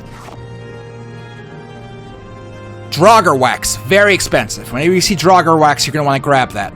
Marshmallow, another item that does health. Another good thing to keep your eye out for. Alright, then we got these baskets. Nothing in there right now. There's a spoon. Do you want a spoon? I don't want a spoon. I'm just going to put it there. Alright, so always investigate sacks, baskets, and other containers when you're in people's houses if you're doing alchemy. Now, keep in mind, you're not going to want to take this shit if they're looking at you, because they will throw a fit if you steal their earwax from their bag. Anyway, the tutorial continues here. It's going to teach you how to equip weapons. So you come in. First weapon in the game is an iron dagger. Now, little glitch on my paper doll here. I'm using a nightly build of OpenMW, so there's glitches here. If you use a stable build, you're not going to see this glitch. That's a little weird. Little weird. Anyway, the dagger is a short blade item. Keep in mind, I have nothing in short blade. See, there's no major skills, no minor skills. Short blade is a 15. If I actually tried to use this short blade in combat, I'd get nowhere. I would miss literally every hit. I'd get frustrated and I'd hate the game. So, the short blade is here to give you some message pop-ups about how to equip items. But if you didn't specialize in short blade, just don't use it. Just, it has a value of 1. Don't even bother with it. You can pick it up to learn how to equip items, but don't use this unless you're specialized in short blades. Anyway, a few more things to keep a note of in this room. Flynn, value of 100. Steal that. You're gonna want to sell that later. This silverware stuff, it's worth a decent amount. Now keep in mind, starting out in the game, it's gonna be hard to sell stuff because of your mercantile skill. So you can grab it, but you're not gonna get the full value of this stuff if you try to sell it. You can try. Lockpick. The game gives you a lockpick right off the bat. Another great thing to get used to. So, lockpicking doesn't exactly work how it does in the future games. So you actually equip the lockpick like it's a weapon. So you just drag, you click it and put it on your paper doll like it is a weapon. You go into your combat stance like it's a weapon. And then you're actually going to try to attack either the container or the door that you're trying to unlock. So I'm going to try to attack the chest. I succeeded. So if there's no minigame, it's just going to roll a formula depending on your security, your luck, a few more things, and if you win, it unlocks. If you don't win, the lockpick fails. In this case, we got it, and we got 30 gold. Nice. Alright, let's grab a few more things. I can use this egg for alchemy. These flasks aren't worth that much. 10 gold, I don't think it's worth trying to fence that. This book is worth 40. I'll take that. And... more alchemy ingredients. Remember, you always want to grab alchemy ingredients if you're going to try to level alchemy, because just making any kind of potion is great. Really good. Alright, so that's it for that room. Okay, next part, we're moving through this little connector. This is where the game is going to give you your map in the bottom right corner.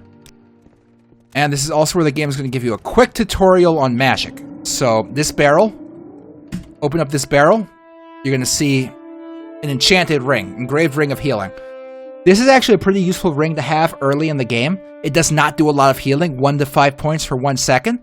But early on in the game when your health is low, you can cast this again and again. And this will give you a nice kind of passive healing while you're just walking around. So definitely take that. It's going to give you a quick tutorial on how to use it. And it's simple enough to use an enchanted item. Just make sure it's equipped. And then in your spell menu, you're going to select it by clicking on it, the engraved ring of healing. And then you're going to press the ready magic button. And then you just click. And it's going to use the enchantment on that item. So, now that we have our full menu available, I just wanted to point out how the menu system works. So, Morrowind was created as a PC game first. So, unlike Oblivion and Skyrim, where everything is there and you're paging through menus and you just have to deal with it, this is a PC game. So, everything in your right-click menu is a window. You can grab it by the title bar and drag it around and put it wherever you want. You can grab the corner and resize every window and do whatever you want with it. If you want a big map, there you go. You can have it. If you want the map to be smaller, just drag it down. It ain't that important. If you want less view of your skills, more room for your magic, that's fine. You can do that. Now, another neat thing. Let's say the minimap in your corner, it's not giving you the view you want. Well, that's fine. Let's grab your big map in-game. Let's click local so we get a nice view. And then... let's size it. Now you see this button up here? This little hard to see button? Click it so it's clicked in. Now that you have that button clicked in, it's pinned. So get out of the menu. The map is still here with you. So you can do this for anything in your menu here. If for some reason you want to have your inventory up, just pin it. And you can see your menu when you're in the game. You want to have your list of magic up? Fine, pin it. It's here, and you can walk around with it. Very useful. I love the menu system in this game. It's so modular and easy to use. This is good stuff. Very good. I wish this menu system was in the later games. This is a beautiful menu system for PC players. Beautiful. It's such a shame they consoleized everything after this. Anyway, continuing the quest. It's going to give us a quick tutorial to talk to the captain here. So we're going to talk to the captain. Papers, please. Now we have to talk about the dialogue system in Morrowind. So once again, this is going to work like the menu system we just saw. Drag it around, make it bigger if you want. It doesn't matter. Do whatever you want with this window. You can't pin dialogue windows because obviously you can't walk away and still be talking to someone. But okay, dialogue. Of course, there's no voice-acted dialogue in this game outside of general stuff in the world. Flavor voices of walking around. So you gotta read. I'm sorry you have to read. But this has the great benefit of allowing Bethesda to write dialogue for, everything. This is a very dialogue-heavy game. There's a lot of lore you can pick up, both from talking to people and from books. So if you're into this sort of thing, you can get a lot of benefit from this. So, here's how the dialogue system works. They greet you with something. They're greeting you with something right here. Now, as you can see, he just gave me an item. Whenever they give you an item or something, you're going to see it in light text at the bottom of their paragraph. Now, you can see some hyperlinked text in here. Background in Morrowind. Whenever you see this, this is an option of you to move through the dialogue system. This is the basis of how dialogue in Morrowind works. Hyperlinks inside of the text.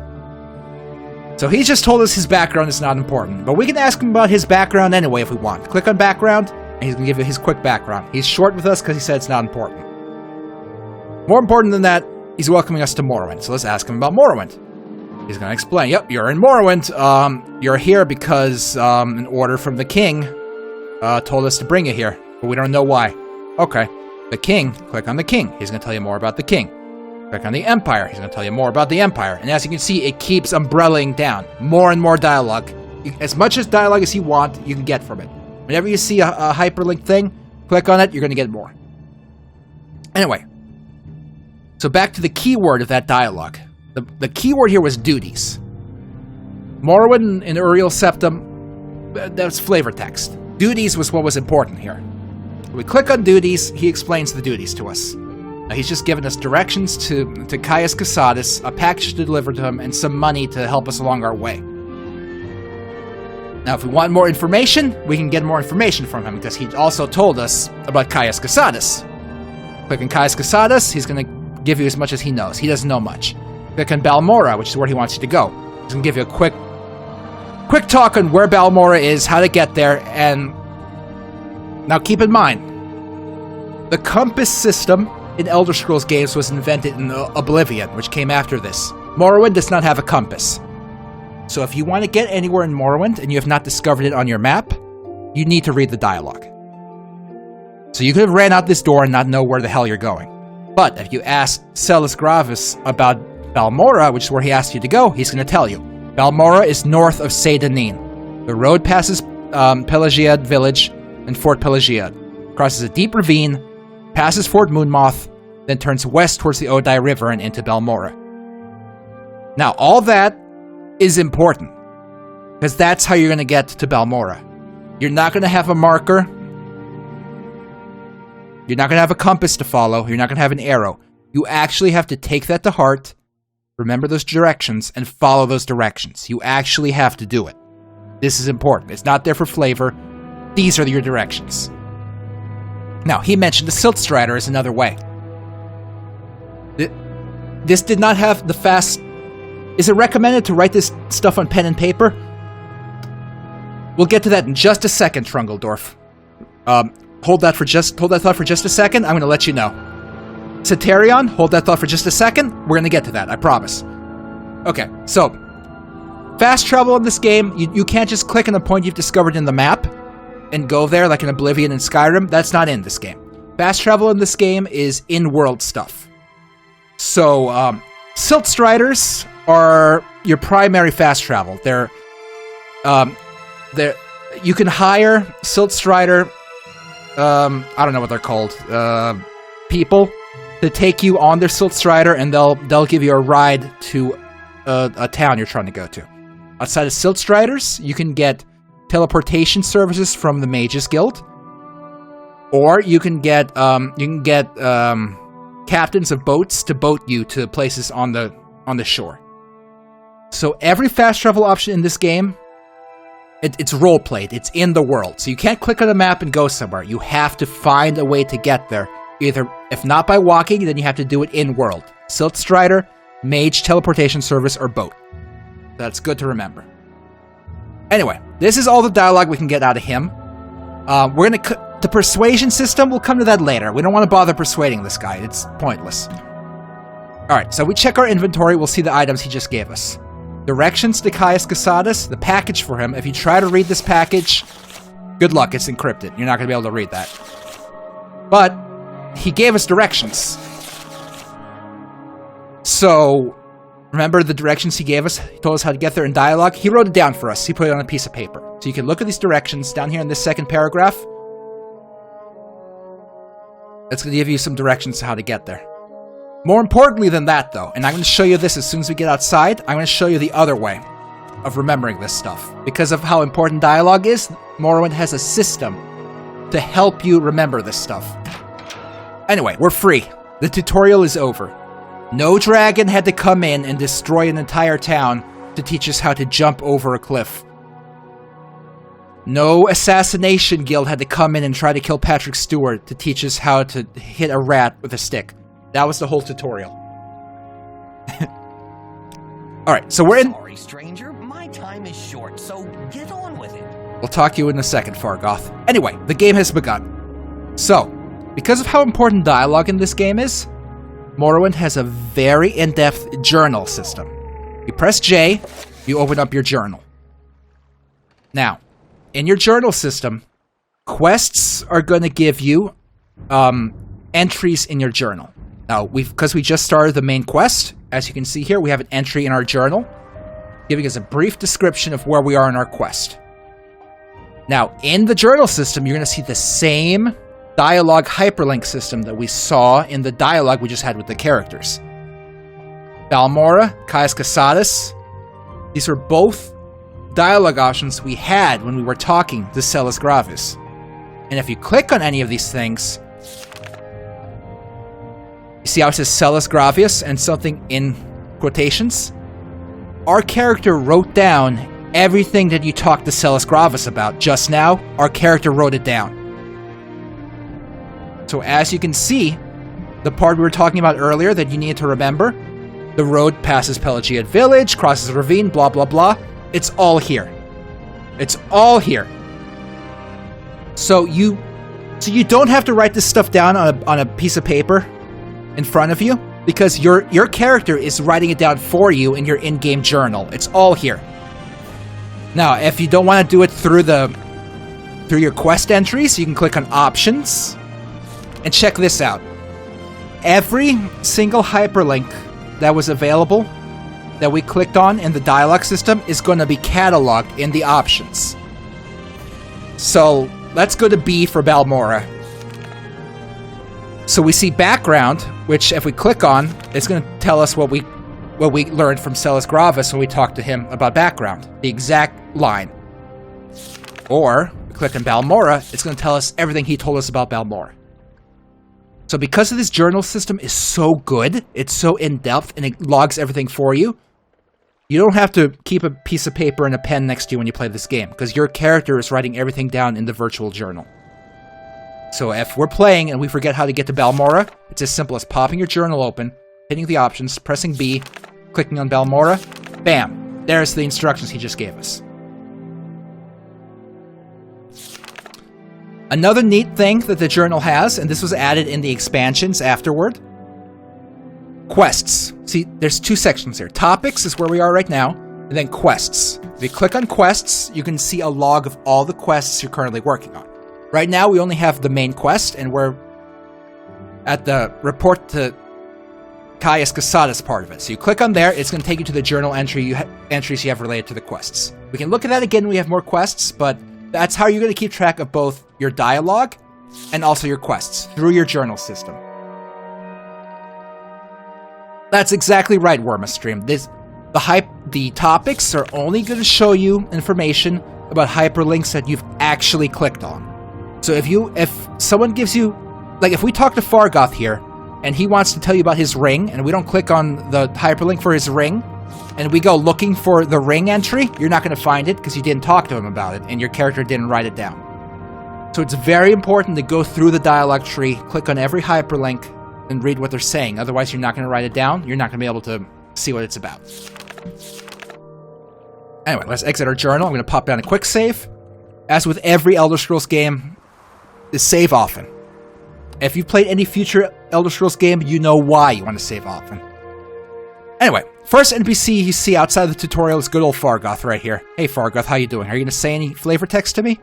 Hold on, let me walk away and come back to you. Maybe that'll make him want to talk to us. Hurry this up, will you? Let's hear it. No, guard, I'm talking to Fargoth.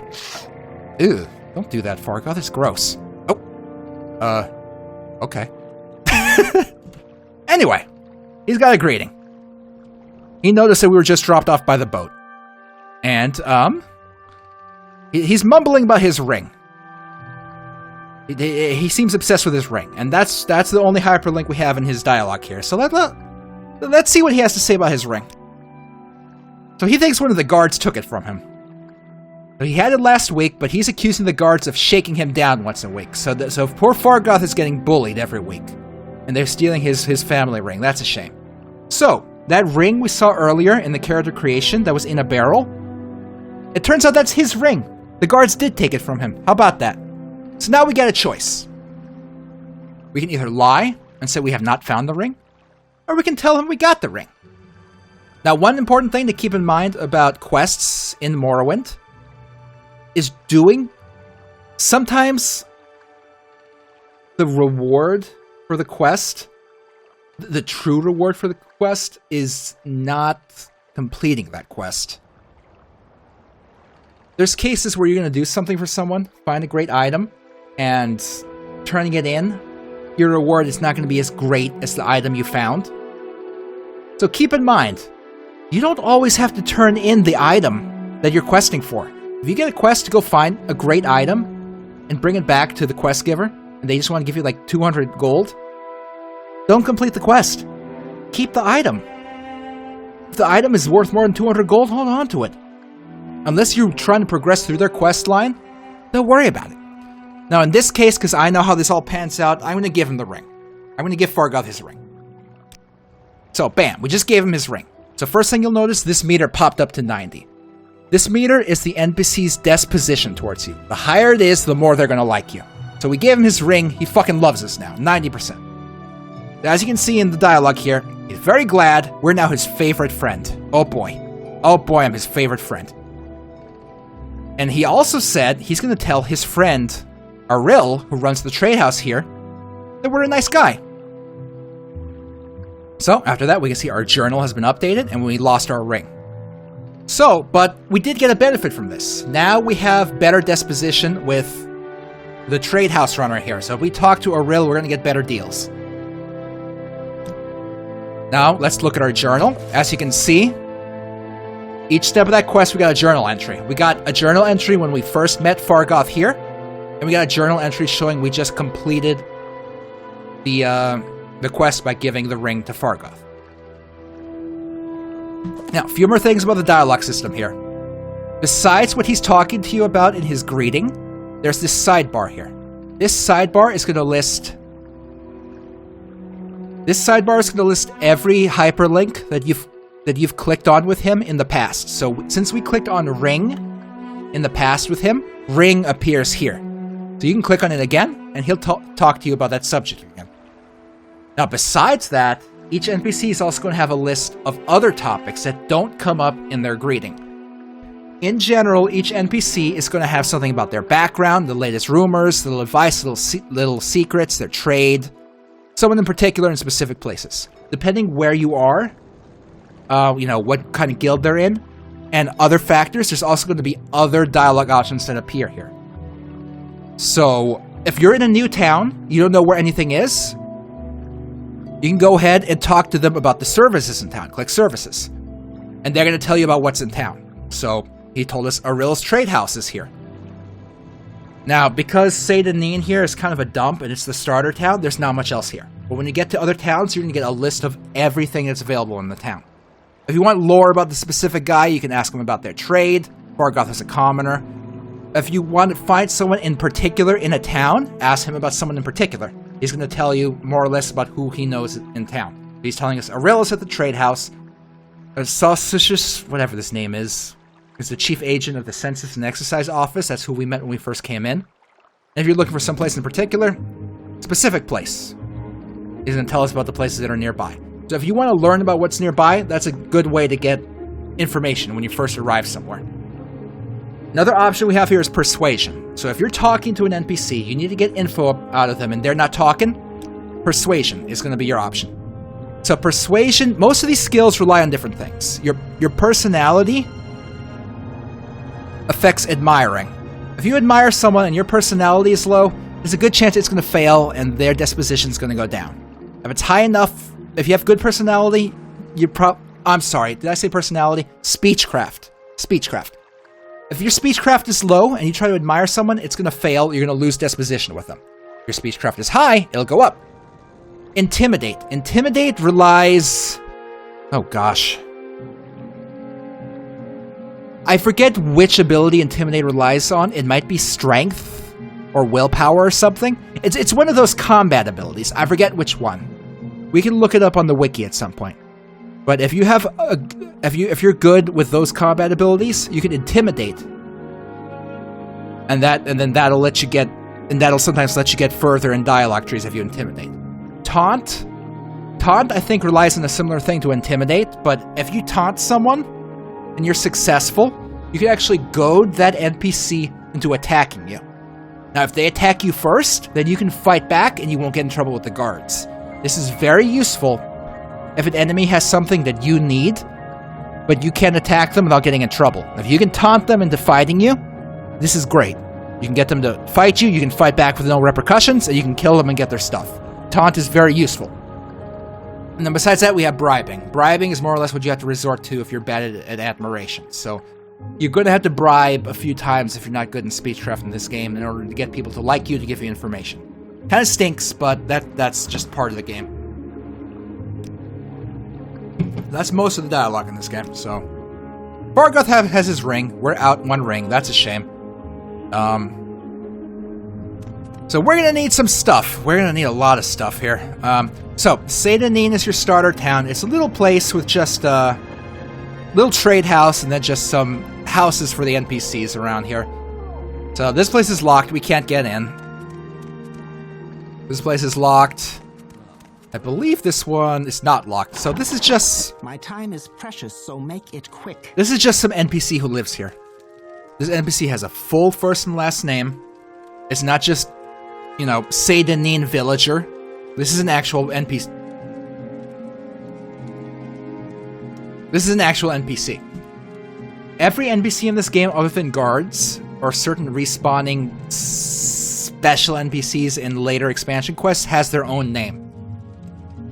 And most of the NPCs, general NPCs that aren't quest related, you're just going to get generic stuff out of them. So, I mean, if you wanted, you could try to kill her and steal stuff from her little shack here, but honestly, she doesn't look like she has much worth stealing. I'd like to get the stuff out of the sacks here and these ingredients, but if you try to steal anything, she's going to be upset, so not worth it. Guards are still just guards, stranger. But guards have to be like that because they respawn. Eventually. Keep an eye out for mushrooms if you're an alchemist. Mushrooms will give you alchemy ingredients as well. So, there's another neat item in the starter town that I think is very useful for getting money early on. And let's go over here and I'll show you exactly where it is. So, come to the lighthouse. and climb on these rocks here. It's going to be a little tricky. Let me show you my jump right now, because we did not specialize in acrobatics, because I kind of have a crummy build here. Acrobatics is what governs jumping. My acrobatics is 5, so my jump is pathetic. Which is why you want to focus on on that ability if you're doing a real build. But I ditched it in favor of other things. So let's jump up here. Climb these rocks. There's a stump here. Now this is tricky. I might not be able to make this because my jump is so low, but I'm gonna try to do a run jump. Check this out.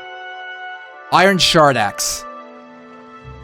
So if you're starting as a combat character and you specialize in axe, run here and grab this axe. This is great if you focused on axe as your major, and you're doing a combat axe build. This is going to be your first weapon, because this is a really good weapon. Its chop does 1 to 32, which is very good damage. And in addition to this, it's enchanted. So every hit you do, it's going to cast frost damage on your enemies. Frost is also great because it'll affect Dunmer. So get this axe if you're focusing on combat. But if you're not focused on axe combat, look, it has a value of 100. So take it and sell it. Great to get quick money at the beginning of the game. Another quick tip I have for you is, and let me show you here by equipping this. Each weapon in this game has 3 attack damage attributes: chop, slash, and thrust. As you can see here, for this axe, thrust does basically nothing. Slash and chop are great, but chop is the best. So the way this game works by default, and let me set the option back to default. So by default, if you don't change any options, if you have a weapon, if you just attack without pressing any direction on WASD, you're going to do a chop. If you attack while holding forward on WASD, you're going to do a thrust. If you attack while holding left or right on WASD, you'll do a slash.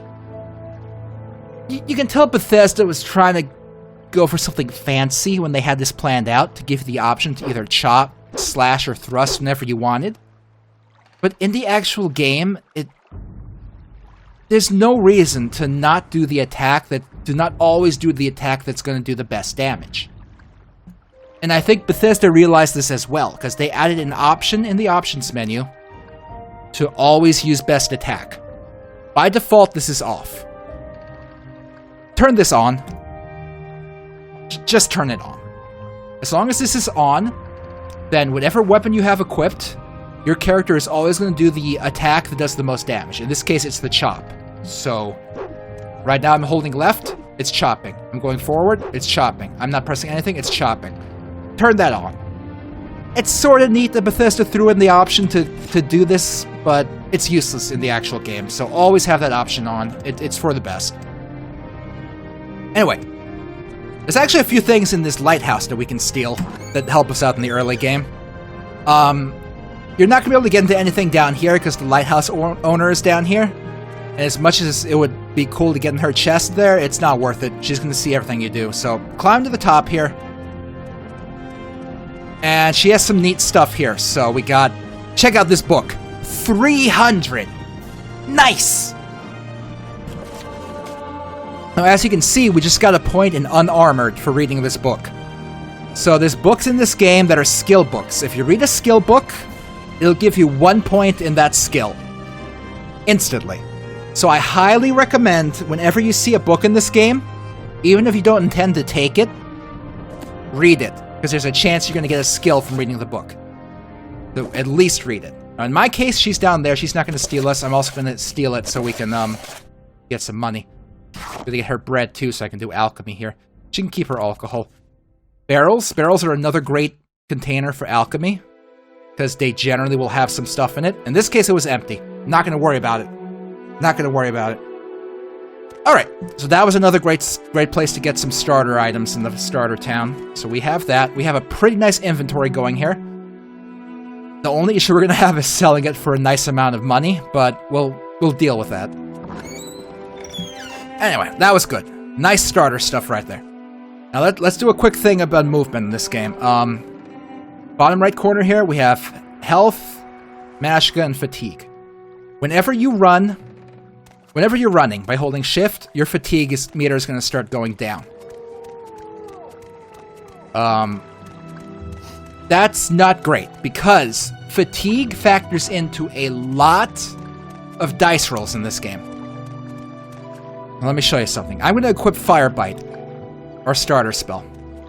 Hold on. I'm going to wait. Hush, I'm talking to the gamers.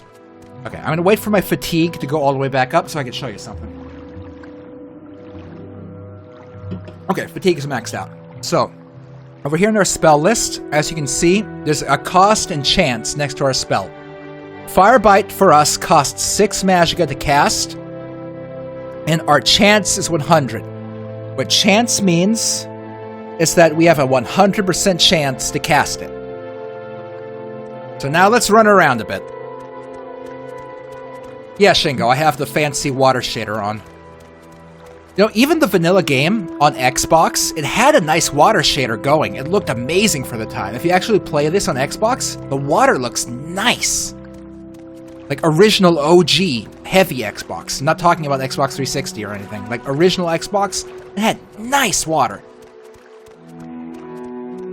Anyway, I'm running around a bit. I want to get my fatigue down to like halfway. Just so I can show you something here. Okay, we're about at half fatigue, so I'm going to go back into my menu here. And now I want you to go ahead and take a look back here. Look what happened to the chance. Our chance has dropped to 85. So, part of the game's calculation for your chance at successfully casting a spell, it's factoring in fatigue. So the lower your fatigue is, the lower your chance is to successfully cast a spell. So this means if you're doing a lot of running around on the overworld trying to get somewhere, or if you're in a dungeon trying to get somewhere quickly, and your fatigue is low, you're going to have a lot of trouble because you're going to have a lower chance at casting your spells. Especially early in the game when your chance for casting stuff is just low in general. So you have to be very careful about your fatigue. Okay, we're down to like a quarter. Look, our chance is down to 75% now. Another thing this factors into is your chance to hit with your melee weapon. So this is actually a problem for every kind of class. Combat, stealth, and magic. The lower your fatigue is, the lower your chance is at hitting with a weapon. Hold on, our fatigue is about to get to almost 0. Let's let it get down there. Okay, it's as low as it'll go. Look, our chance is 63. So we went from 100% chance to cast a spell at full fatigue down to almost a coin toss of 63.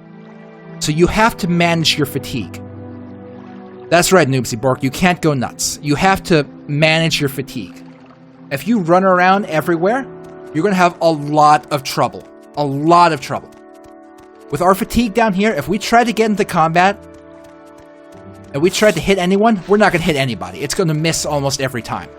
Almost every time it's going to miss. Now, every time you swing your weapon, look at my fatigue meter right now. Every time you swing your weapon, it goes down a little bit.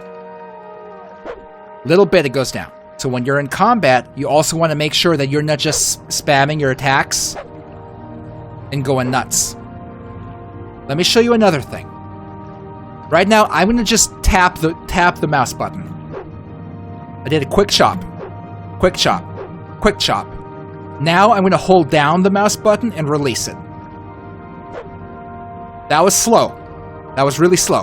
One more time. Slow. Quick.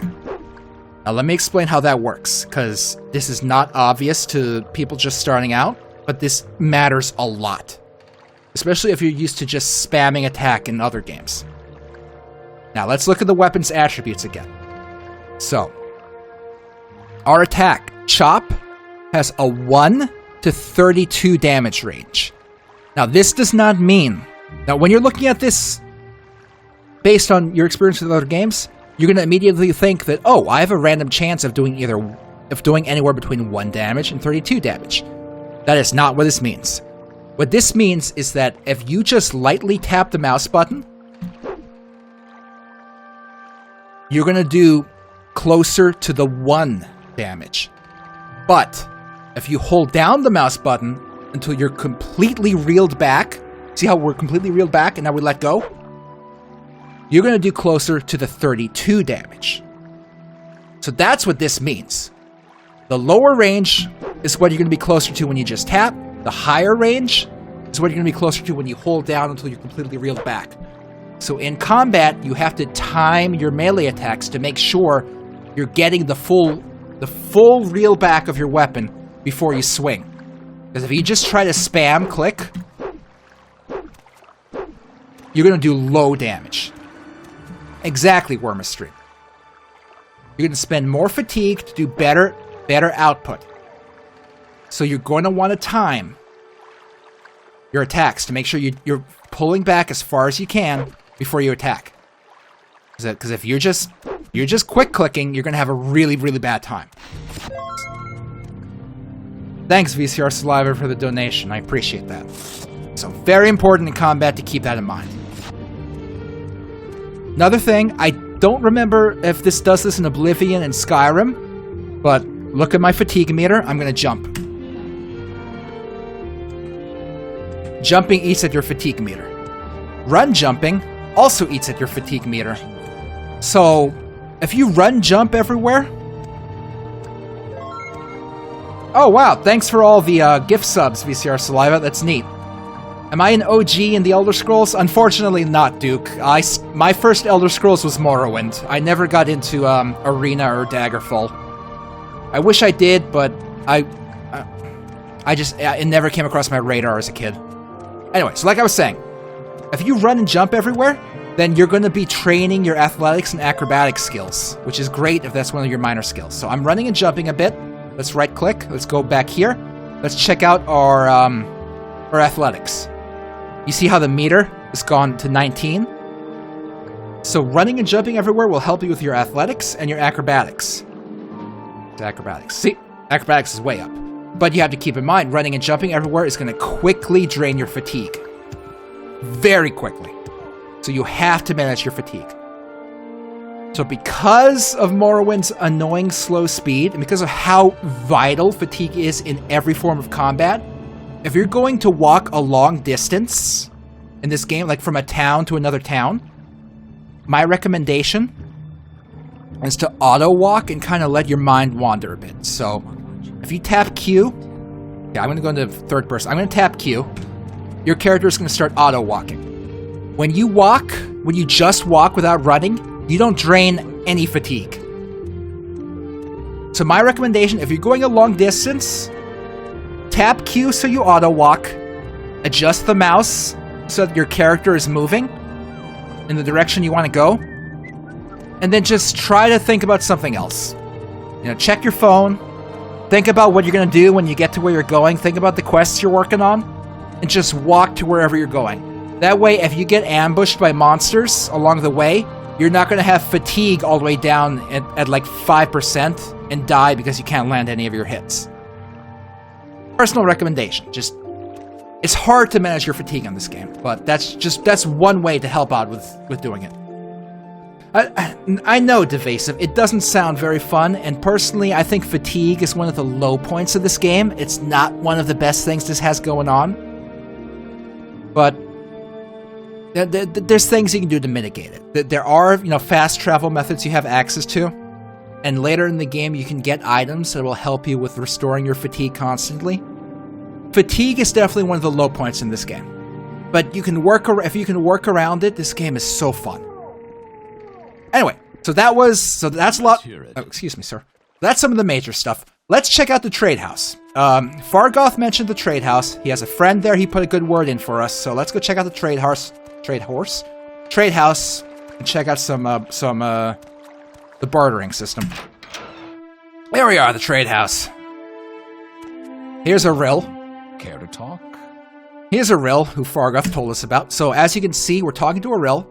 Check out our disposition. It's at 80. If we came here and we didn't give Fargoth his ring, it would be down at like 40 or something. But because we talked to Fargoth, we're starting at 80 disposition with him, which means we're going to have a much better time to try and trade with him. Okay, Wormastream is asking, Imagine fatigue coming from an old school tabletop mindset of making sure a single person isn't carrying by being OP. Yeah, kinda. Fatigue is kind of there to keep things in check. It's hard to get used to, but once you're used to it, it's not that bad. Anyway, so he could tell us about his potions and his scroll. He'll give you some explanation of a few of the stuff he got. But more important than this, let's look at the barter system. This is the first merchant you're going to run into in the game. And we got some stuff we want to sell. Let's hit barter. So from barter, we're going to get another menu here. So once again, like every menu in this game, these are all windows. So you can drag everything to wherever you want it to be. However, it's going to help you navigate the system better for you. The icons will rearrange themselves to fit the window size of however you want it to be. So there's two windows in bartering. You have your items, and you have the merchant's items. Now, in both the merchant's items and in your items, you have tabs at the top. So you can sort both your window and his window however you want. So if you want to see everything, you can do all. If you just want to see your weapons or his weapons, click weapon. If you want to see apparel, etc., etc. In addition to this, he's got a search bar. So if I came here and I want a spoon, I'm going to type spoon. There it is! He's got a spoon. I love this PC-centric GUI. Like, they would never in a million years in Skyrim give you a literal search field for something. Never in a million years. That is nuts. The search field might only be from OpenMW. It's possible. I could be remembering this wrong, but I highly recommend playing OpenMW. If you're ever going to play this game, use OpenMW. It's not worth sticking to the vanilla version. It's too prone to crashing. Anyway, here we are. This is the merchant system. So, this doesn't work exactly how it does in Skyrim and stuff, but I'm gonna explain this to you. So, let's say I want to sell him something. I'm going to try to sell him the firmament. The firmament is worth 40. As you can see in the value box there, it's worth 40. So I'm going to... As soon as you click it, it'll move over to the other window. So it's highlighted in red. This is what I'm selling him. Right now, Auril is offering us 25 gold for the firmament. That's not great, but because of our mercantile skill being kind of low, you got to work with what you got. So the number shown here, this is how much it's going to cost to close out the trade. If I also wanted to sell him this Flynn, it's going to add how much he's willing to give us to the total sold, which brings us to 88. Still not great. Still not great. Now, if you want to barter with him, that's what the plus and minus is here. You can either increase how much you want, or decrease. So if we want to get, like, will buying stuff at the same time help you in bartering? That's gonna depend on their disposition, because the higher their disposition, the more likely they are to give you better trades. So if their disposition is high, you might as well give them a bunch of stuff. But I don't think trying to sell him stuff in bulk is really going to make things any better. So he wants to give us 88 for something that's worth 140. Let's see if we can irk 90 out of him. So I'm going to try 90. I'm going to hit offer. This time he went with it. And because we had a good trade, because he was happy with that, our disposition went up 1 point. Now, one thing that's not great about Morrowind is as soon as you say goodbye and you come back, any disposition you earned from bartering, it disappears. So if you're going to try to get him happy through bartering, you're going to want to make sure that you do it through the same session and you don't leave. As soon as you leave, any disposition you gain from bartering is gone. I don't know why. Maybe it's to balance out how barter works in this game, but that's just how it works. So, there's also buying from the NPC. So, let's say in this case, I kind of want a sword. So I'm going to sort by weapon. Let's see what he's got here. He's got a short bow, iron arrows, battle axe, broadsword. Okay, so this is a one-handed broadsword. It does 4 to 12 damage. Does he have anything else? A claymore. The claymore is two-handed. 1 to 24 damage. That's nice damage, but you won't be able to hold a shield when you're doing it, so keep that in mind. Iron dagger, iron longsword. Ooh, 18. I kind of want this broadsword. He has 2 of them. I only want 1. So I'm going to click on it. He's going to give me an option. I want 1. So hold on. Let's take a look here. So this is valued at 40. Now, if I try to buy it from him, because we have a pretty decent disposition, he's actually going to give us a bit of a discount. He only wants 34 for it, even though it's worth 40. So that's pretty nice, because our disposition is higher, we're getting a better deal on it. So that's great. Now, another possible thing, rather than just paying purely in gold, you can trade. So, if we close this out right now, we'd give him 34 gold. What if instead of doing that, we did a little trade? So I'm going to offer him 1 silverware pitcher while I'm trying to get this sword for him. So since I'm offering him the pitcher, now the cost to close out this trade is 16 gold. So he's factoring in the cost of the pitcher towards the cost of the sword. So I'm going to offer him another pitcher. Now let me show you something real quick. Right now it says total cost 16. That means I would owe him 16 to close out this trade. Watch what happens to these words as soon as I offer him a second pitcher. It just changed to total sold. So what this means is I've given him, the pitchers I've given him is worth more than the sword. So to close out this transaction, I'm going to give him 2 pitchers. I'm going to get this sword, but in addition to this, he's also going to give me 3 gold. Because the 2 pitchers combined are worth more to him than the sword. So that's another great way to get stuff. If you don't have enough gold and your disposition is good, you can throw in a few items that you're trying to get rid of to get some cash out of him. That's pretty nice. So let's see. So here's the thing. The limeware platter that's worth 650. We're never gonna get 650 for it in the early game, or in the mid game, maybe in the late game. I'm not gonna worry about it. I'm early in the game. I need gold now to try to get myself set up. Gold is a problem in the early game. Once you get to mid game, you're never gonna worry about gold. You're gonna have so much gold from adventuring, you won't worry about it. But early on, we need gold. How much will this man sell you a PS5 for, Ambrosia? Probably like 500 gold. Anyway, I'm going to throw in the limeware platter. And suddenly he's going to give me 400. Nice. Let's get rid of some of the more of the stuff I picked up just to sell. This wedding dowry book that's worth 300, have it. Alright, so he's ready to give us 600 for these 2 items, 650 and 300. That's not too great. He has 710 gold. Let's see if we can squeeze out a few more septums out of him. Can we do 620? Offer. He doesn't want to do 620. Now, when you have an unsuccessful offer like that, his disposition goes down a little bit, which will make it a little more difficult. So, let's walk it back. Let's try 613. Still doesn't want to do it. 608. He was good for 608. Now, as you can see in his disposition, it went down to 79 from 80. But we were able to get a little bit more money. And now if we check our inventory, as you can see, we've got 816 gold. Not bad for starting out. We got our longsword. And we're going to have to sell this axe we found later, because we drained him of most of his money. Yeah. So now we have a sword that'll work with our, what's the word? With our build. If we tried to go into combat with that axe, it would not have worked very well because we don't have axe in our major and minor skills. We would have been miserable.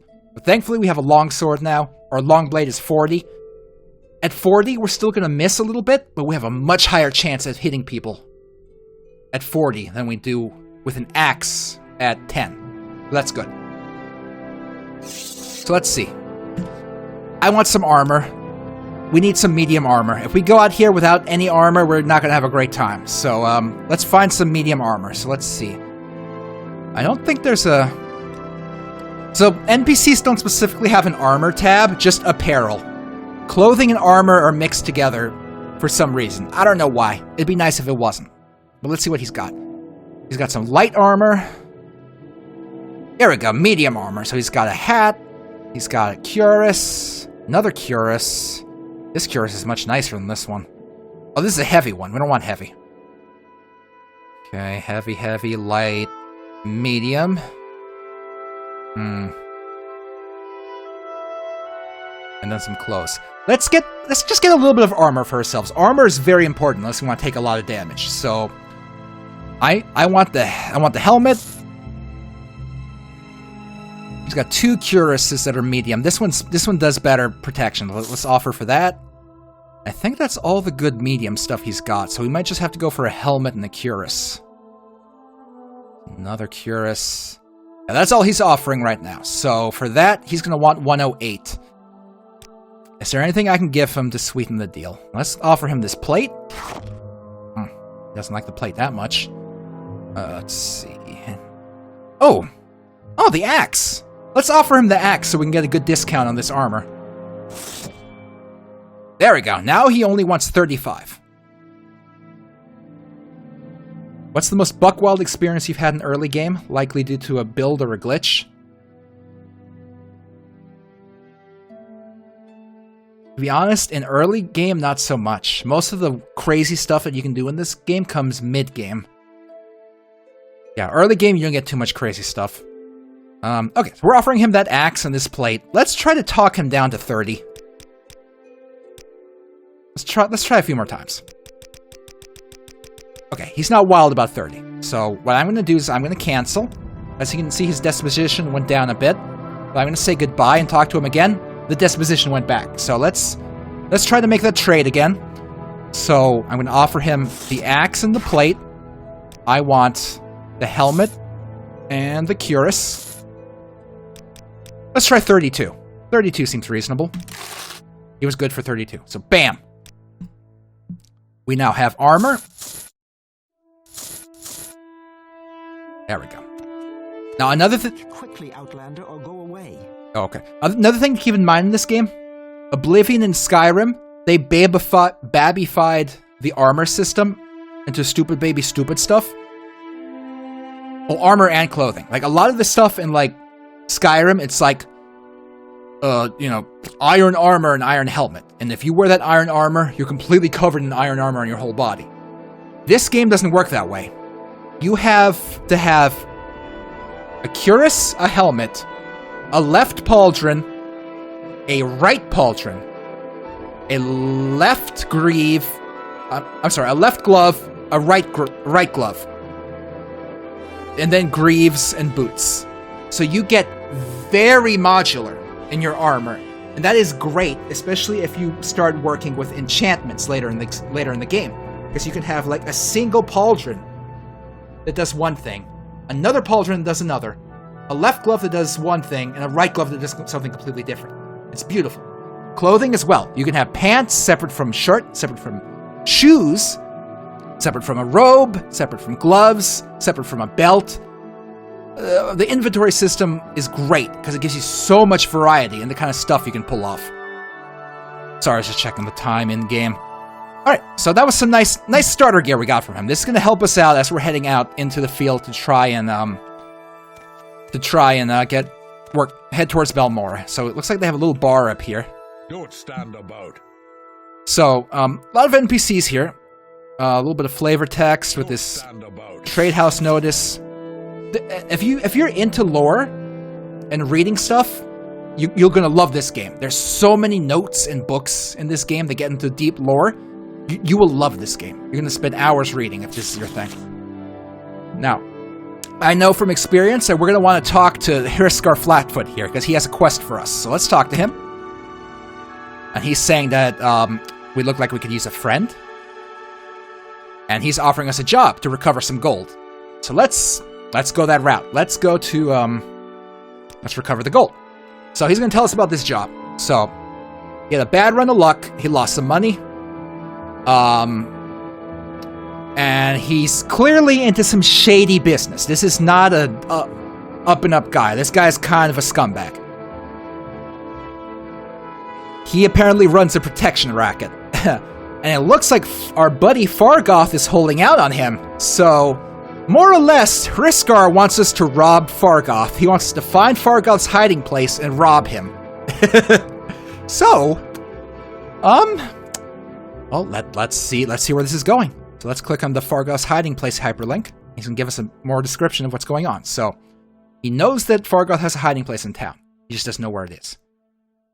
It looks like Hriskar's already gone through Fargoth's house, so it's not there. Hriskar wants us to find out where the heck this place is. And if we do, he's gonna give us a share of the gold. Now remember what I said earlier? That sometimes the best reward in this game is not completing the quest. This might be one of those situations, because Hriskar is telling us that he will give us a share of the wealth. So why shouldn't we just find the wealth and then not give anything to Hriskar? Bam. So here we go. Hriskar, this dumb idiot here, just gave us great intel on how to get some treasure, and we don't even have to give it back to him. We're just gonna take advantage of this dumbass and take his intel, so I'll do it. Alright, so this is his suggestion. He's not sure where, but he knows Fargoth wanders around at night. So he's recommending that we watch Fargoth's movements, and that the best vantage point to watch Fargoth is on top of the lighthouse south of town. That'll give us a view of all of Seyda-Neen. If we keep an eye on Fargoth, we'll find out where he's going. Going back to what I've been saying earlier about this game doesn't have a compass. Compass was not invented until Oblivion. This game has no quest markers, nothing like that. So, if you skipped over this and you did not read what he said about the lighthouse vantage point and what to do, you wouldn't know what to do with this quest. There's not going to be a marker showing you where to go and what to do. So it was very important that you read that. And if you didn't read it, pop open your journal, and you're going to read what your character wrote about it. So as you can see here, your character specifically wrote down the important parts to get on top of the lighthouse, watch where he goes at night. So there we go. We have a pretty decent quest we can get going on. Good stuff. So let's go ahead. Let's take care of that now. Quickly, Outlander, or go away. She doesn't like us. I don't know why. I have a very nice hat, nice armor. Why doesn't she like us?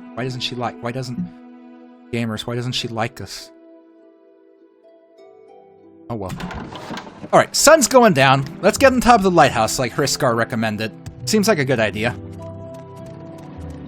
Let's just get right on up there. Sun is setting. Very nice sunset. This build of OpenMW has shadows implemented. You can see the real-time shadows. Very nice. Very nice, this build. I'm not sure if the current release version has shadows, but the nightly version does have shadows. If your PC can handle real-time shadows, I recommend trying it out. Makes the game look a lot nicer. Anyway, here we are on top of the lighthouse, just like Hriskar said. And the sun is setting. While that's setting, let me take a quick swig of my gamer juice.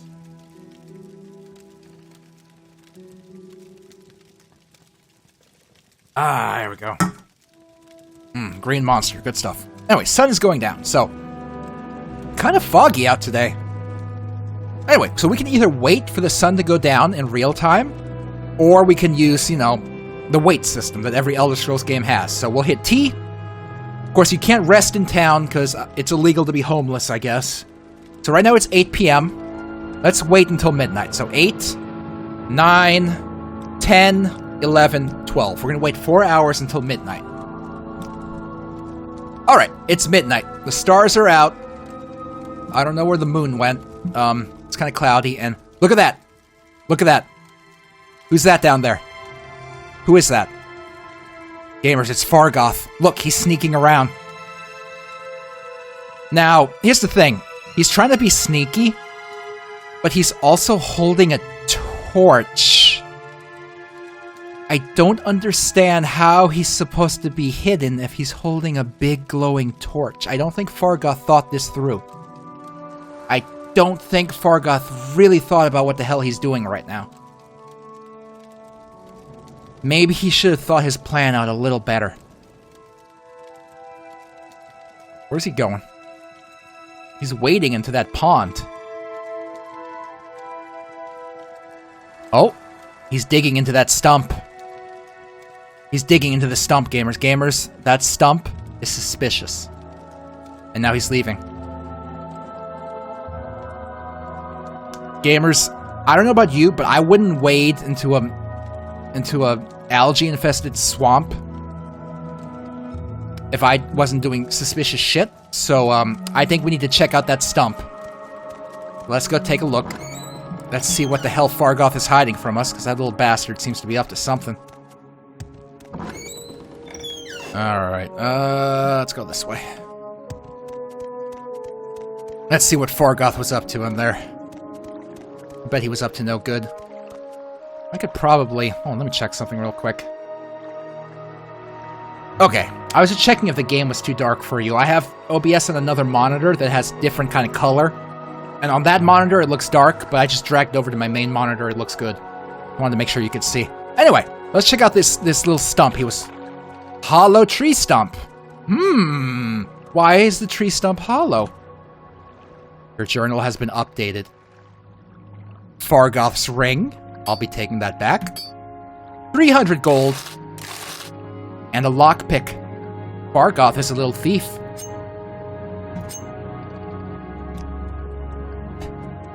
There we go. Check out our journal. I found Fargoth's hidden stash. He keeps it in a hollow tree stump in a muck pond in town. Let's check out our quests. So, as you can see, we have the Fargoth's hiding place quest. If we click on that, we'll see all the journal entries related to it. We have where we talked to Hriskar about it, where we agreed to it, and where we found Fargoth's stash. Now here's the thing. We bring this stash back to Hriskar. He's going to take all that gold. He's going to give us a small cut of it. So I'm not giving this back to Hriskar. I'm just not. This quest is going to sit here in my quests forever. Never going to complete it. There's no point. We're just going to keep all the Fargoth stuff. Why should we give Hriskar a cut? Can you just drop the gold before going back? I don't think so, because you have to actually give him the gold to complete the quest, I think. So yeah, there we go. Nice. So not only did we get a bunch of gold, we got the engraved ring of healing back, which is actually a pretty nice item for early game healing. It gives very little healing, but it's useful healing. Let's talk to good old Vidunius here real quick. He has a little bit of advice for us if we're trying to get out of Seyda-Neen. And we are trying to get out of Seyda-Neen. We're trying to get to Balmora, so let's ask for his advice. And he's recommending we take the Silt Strider. It's fast and cheap. And if we tell the Silt Strider lady that he sent us, she'll give us a discount. Nice. Okay, we'll keep that in mind, Vidunius. Nice. So that's a little bit of intel to work with. That is good. So, let's exit town. The Silt Strider... Hold on. So that enormous flea, that's a Silt Strider. That is the primary fast travel system in this game. It's an enormous flea that you get in, and the pilot navigates us around the land to get where you're going. I love Morrowind's atmosphere. What other fantasy game would you see a giant fucking flea as your travel system? You don't have a boring-ass horse and buggy in here. You have a fucking flea. I love Morrowind's atmosphere. It's amazing. Anyway, that's the direction to get to Balmora. Which is progress towards the main quest. Before we do that, let's investigate the swamps down here. Okay, now, early on, a few of you were asking about, when I was mentioning about how in navigation, you have to keep an eye on what people say and read your journal. One of you brought up street signs. Here we go. Street signs. So you're not completely lost. There are street signs to help you out. So we look at these street signs. Ebonheart is over here. Balmora is over here. Also Vivek and Pelagiad. Seyda-Neen is over there. And we can go here to get to Gnarmuk and Hilla-Ode. So yes, there are street signs to help you out. You can navigate with street signs. And in addition to that, you have to remember your map. So besides local mode, will show you everything you've discovered. As you can see, we'll have the name of each house here. There's Fargoth's house. There's someone else's house. There's the trader we were just at. So you can check out the local map for that. Or you can click World. World will show you everything you've discovered and everything that someone else has marked on your map or that you've been told about. So on the world map, bye Trungledorf, thanks for joining us. On the world map, you can see Seydanin. Pelagiad. They told us about Pelagiad when they were describing how to get to Balmora, so it's been marked on our map.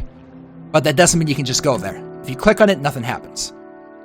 Moonmoth Legion Fort. They told us we would pass Moonmoth Legion Fort on the way, so it's marked here.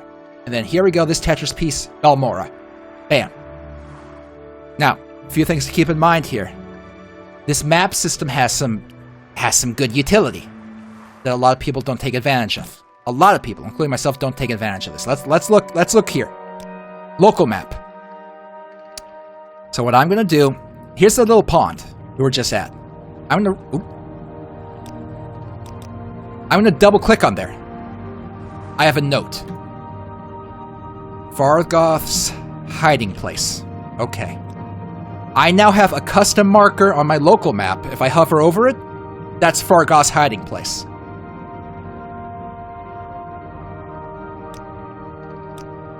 It's not going to show now in the world map. If I hover over the cell that it's in, it's going to show that I left a note there saying this is where Fargoth's hiding place is. Very few people I know use this system. So if you have trouble remembering where stuff are, or stuff that you want to come back to, you know, later in the game, this is great. So I left a note that Fargoth's hiding place is here. If I wanted to come back, I hover over this cell, Fargoth's hiding place. You can do the same on the big map here, like Moonmoth Legion Fort. Oops.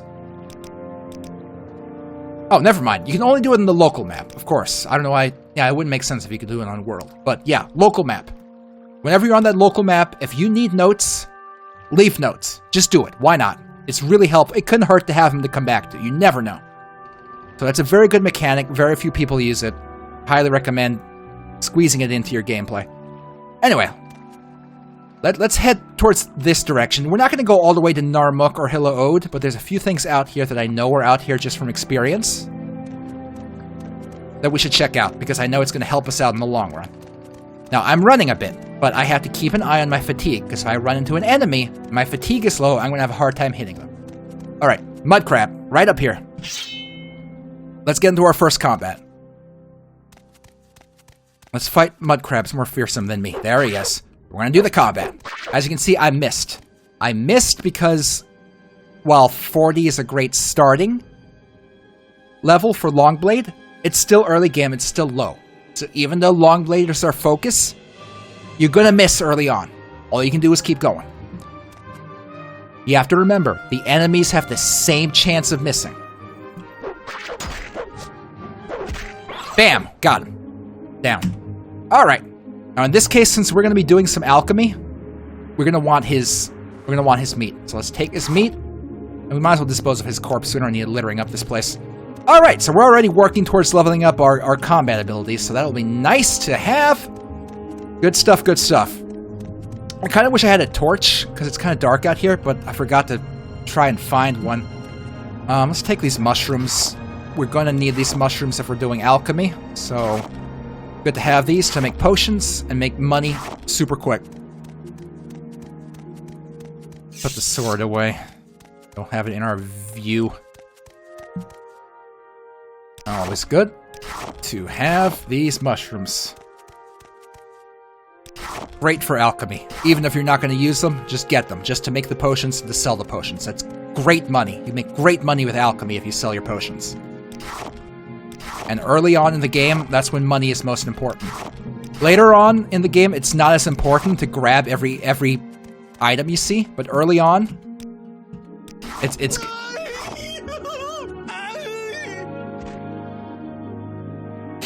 that man just died. He's dead. He died. Rest in peace. I'm very sorry. F's in the chat. Oh no. Is he okay? I don't think he's okay, Ambrosia. Oh no. F's in the chat for Tar Heel. He's dead. Oh, poor guy. What happened to you? Oh, he dropped his journal. I believe I may have found the correct formula for the spell I am developing. With it, I will be able to travel great distances without the need to pay others for the service. If all goes well, I will test out the new spell tomorrow. I believe I have worked out all of the possible complications. It will allow me to leap great distances, covering many hundreds of miles. Never before has one been able to travel in this manner, vaulting from the ground, sailing through the sky, all without the terrible disorientation of a flying spell. The time is almost upon me. Research is finished, and all of my calculations are checked and rechecked. They laughed at me when I suggested this. We'll see who laughs after I leap to the top of their towers and scream out my success. So it looks like Tariel invented a way to leap far distances. It looks like he didn't work out the landing part. Rest in peace, Tariel. I'm gonna take your stuff now. Take your gold. Ooh, he's got an enchanted long blade. And it's exactly the same as the sword I just bought, except his is enchanted. So this is better in every way. Nice! Thank you, Tariel. I will treasure it. In addition to this, he has a Colovian fur helm. We can always sell that. Can I revive him with some builds? No, you can't revive NPCs in Morrowind. Not in vanilla Morrowind. I'm sure there's mods for it, but you can't revive NPCs in vanilla Morrowind. Anyway, got his hat. Ooh, he's got extravagant shoes. We will absolutely wear those. And he's got an extravagant robe. I will wear that. And he's got a few of the scrolls he was just using. We'll take that. Look at us. Nice. We are fancy. All right. So, you guys think we should try out his magical try out his scrolls real quick? What do you think? Should we try it out? Yes? Yeah, do it? Okay. Let me lay down a quick save. Let me do a save.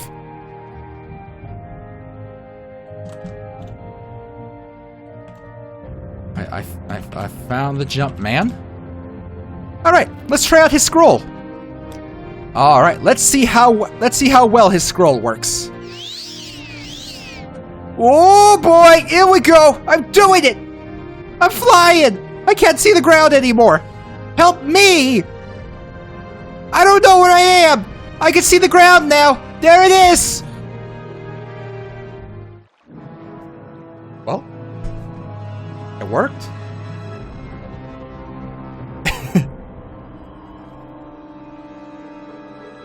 You can't say it didn't work, because it did. It worked great. Let me double check, make sure my view distance is good. Display video. Field of view, gamma correction. View distance is cranked. Okay. It's just a foggy day out, I think. Alright! That's true, Warp Track. You can survive that fall. If you do that jump and you land in water, you'll be fine. If you do that jump and you use another spell or potion that will let you fly or slow fall, then you'll be fine. So if you wanted to, you could actually use these 3 scrolls for fast travel. The problem is, it's, you know, you only have 3 shots at it and you need something else to do it. Yeah. So this is just a neat novelty item in the game.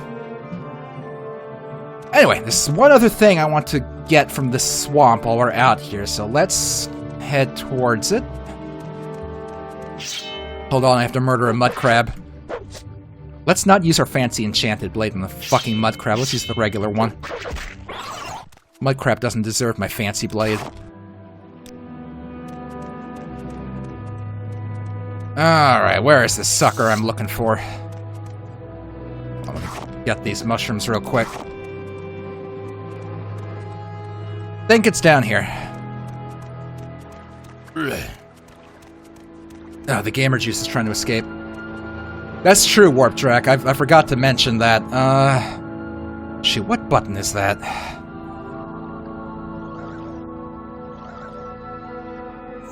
I'm trying to remember the button. That's not it. God damn it.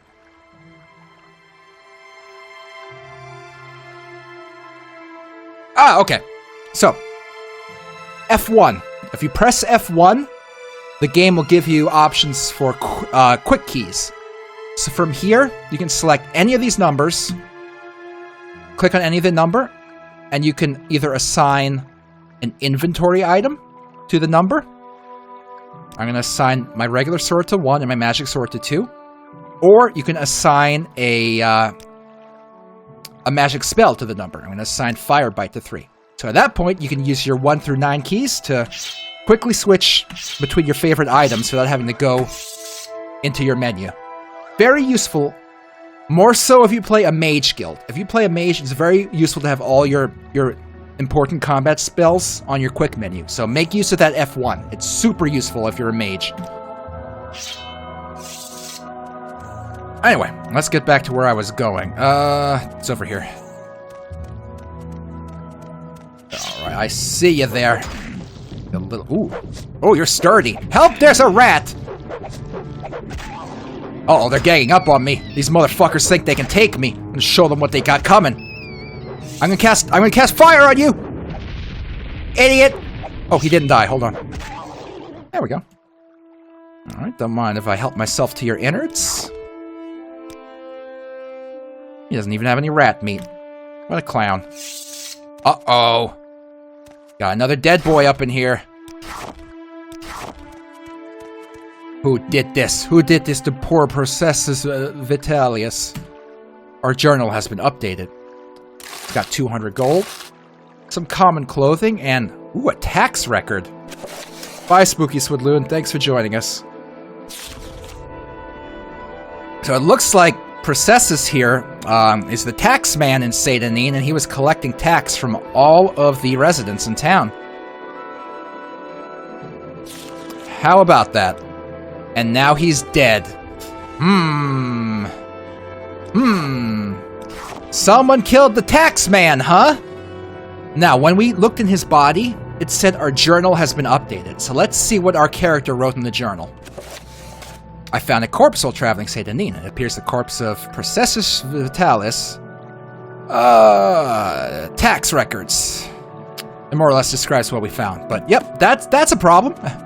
So let's say we head back into town and see what we can make of this information, because this does not seem like a natural death. I don't think that taxman was just walking along the corpse of a corpse? I don't think this taxman is walking along the shore of a swamp and he just died of old age. Don't think that's what happened there. So let's head back into town and let's talk to one of the guards. Let's tell them what we just found out. There's a guard. Let's have words with this guard. Excuse me, sir. No, not you. Hi. A guy just died. As you can see in our dialogue menu here, we now have an option to talk about the murder of Processus Vitalis. And, alright, we found the body. And he says it's up to us what we do with the information. And he recommends we go talk to the census and exercise officer to tell him what happened. And that's the guy we created our character with. So let's go ahead and do that. Let's tell the census officer what happened to Processus. He should probably know. Seems important. Excuse me, sir, there's been a death in the house. So he's not too happy that he's dead. Apparently they hadn't heard from him. And he's asking if we have the tax money. So we can either tell him we found the money on his body, or we can say no, he didn't have anything on him, and that we can keep the money. In this case, I'm gonna be the good guy, and I'm gonna give him the money. He had 200 septims. So now he finds it odd that he was murdered but not robbed, and I find that odd as well. Why did they kill the guy and not take his money? That leads me to believe it's not a job of bandits. Bandits would have robbed him. Whoever killed him had ulterior motives. So he's saying if we find the murderer and bring him to justice, he'll give us 500 septims. So bam, he's going to give us more than double what we just gave him. So in this case, it was worth turning in the gold, because he's offering us 500 septims. Nice. So we're about to make a profit off of this. So let's head into town. Let's figure out who killed him. Let's hear it. All right. Let's see. What do you know about Processus? Oh, so he's saying, yep, tax collector, he got killed. And he says the only one who could stomach him was Thavir in the lighthouse. So, there's our lead. Now remember, no quest marker. We just literally have to talk to everyone to figure out where we're supposed to go to solve this mystery. There's no quest objective that says talk to X to figure out why the taxman was killed. There's no compass. We literally had to go and talk to people. Figure it out. I'm pretty sure, Worma, it's not specific. If I came back with any 200, it probably would have been fine. I don't think the scripting system is that advanced. So, he said we should talk to the lady in the lighthouse. So let's go talk to her. There she is. Let's ask about the murder of Processus. She's not too happy. She's pretty distraught over this. And looks like she's only ever seen him get angry once or twice. Let's ask about that. So apparently, she saw him arguing with Foreign Gilneth about the taxes. Foreign thinks that Processus is collecting a little more and skimming a bit off the top. How about that? Processus might not be on the up and up. So, Thavir gave us some more good information, but she's also asking about his ring. So if we come across the ring, maybe we can give it back to her. So our next target here is Foreign. Let's see if we can't find Foreign. Now, as you saw, she did not give us a dialogue option to ask about Foreign. Maybe if we ask about someone in particular, she'll tell us? No. Alright, so it looks like we're not able to ask about where Foreign is. Now let's just go check about. Because Seydanin is a small town, there's only so many houses here. So let's just look at a few of the houses and see if we can't find Foreign. Let's see, let's start with these shacks here. This belongs to some Irene person and it's locked, so that's not what we want. Well, this one. Aha! Here's Foreign's shack, right here. So here he is. Watching me, I can tell. Yes, I'm here. That shack he's got going on. Let's drop a quick save, just in case it doesn't go well. Go ahead. Alright, so... we don't have a lot of dialogue options with him, so let's ask him about the murder of Processus Vitalis. And he is right to the point. He's proudly claiming that he killed him. He's just outright saying, yeah, I killed him. He was skimming money off of us. He was overcharging, and he was keeping it for himself. Flaunting it around. Wow. Wow. So he's pretty upset about him. So, here's the thing. We could let this guy get off scot-free with murder. Because maybe he kinda deserved it. But even if we do that, we're not getting a reward. The only thing we're doing is letting Foreign here get away with murder the man. So honestly, I don't see why we should let him get away with it. He's a murderer and we should punish him. He killed the guy. Thanks for subscribing, VCR Saliva.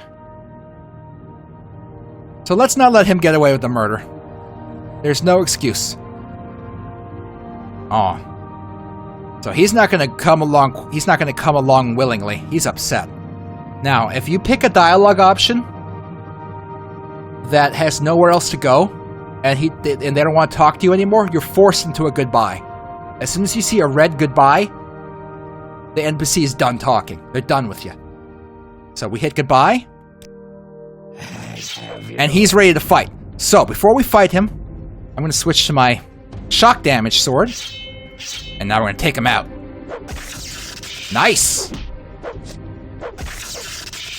Now, during combat, right above the red health bar, you're going to see a yellow health bar. The yellow health bar is the health of the enemy you're currently attacking. So that's how you know where you're getting in combat. Alright, he's landing some hits, but he's only attacking my fatigue. Whenever he hits me, because he's hand-to-hand, it's taking my fatigue down. But we got this. Since we have a weapon that matches our major skill, we're able to land enough hits that we took him out. So we got him. And guess what? He has the ring that the lighthouse lady mentioned. Nice. And this is all common crap, and it looks like he was having a drink. Alright, so we brought the man to justice. Now, one thing I like about this mission is the guy's dead now. His shack is unoccupied. So more or less, you now have your own little mini house in Saint-Denis. So if you ever find yourself in Saint-Denis, you can drop your equipment off here. You can sleep in his bed. It doesn't matter. He's dead. This is basically your house now. You can just keep it. All right, so let's get his alchemy ingredients. There we go. Salt rice is nice. Salt rice is great for restore fatigue potions. I do like coming across that. Full of gold. All right. Nice. Nice alchemy ingredients. Cup. I don't want no cup. Ooh, and he's got an expensive book. And it's a skill book. We learned a little more mercantile. Nice. So I'm taking that. We're going to sell that when we get the chance. And there we go. This will be our shack if we ever need a place to crash and stay in. In fact, before I leave, I'm going to sleep until I'm healed. Nice. Full health. Good stuff. All right. So we have our own home in Saint-Denis now, and let's go report back to the Census and Exercise officer that we found the killer. Might as well get our reward. Anytime.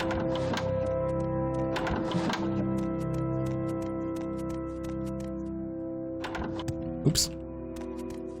All right, man. So I figured it out. I had to kill him too. Oh well. So we got a reward, 500 gold. We did it. Friend. Nailed it.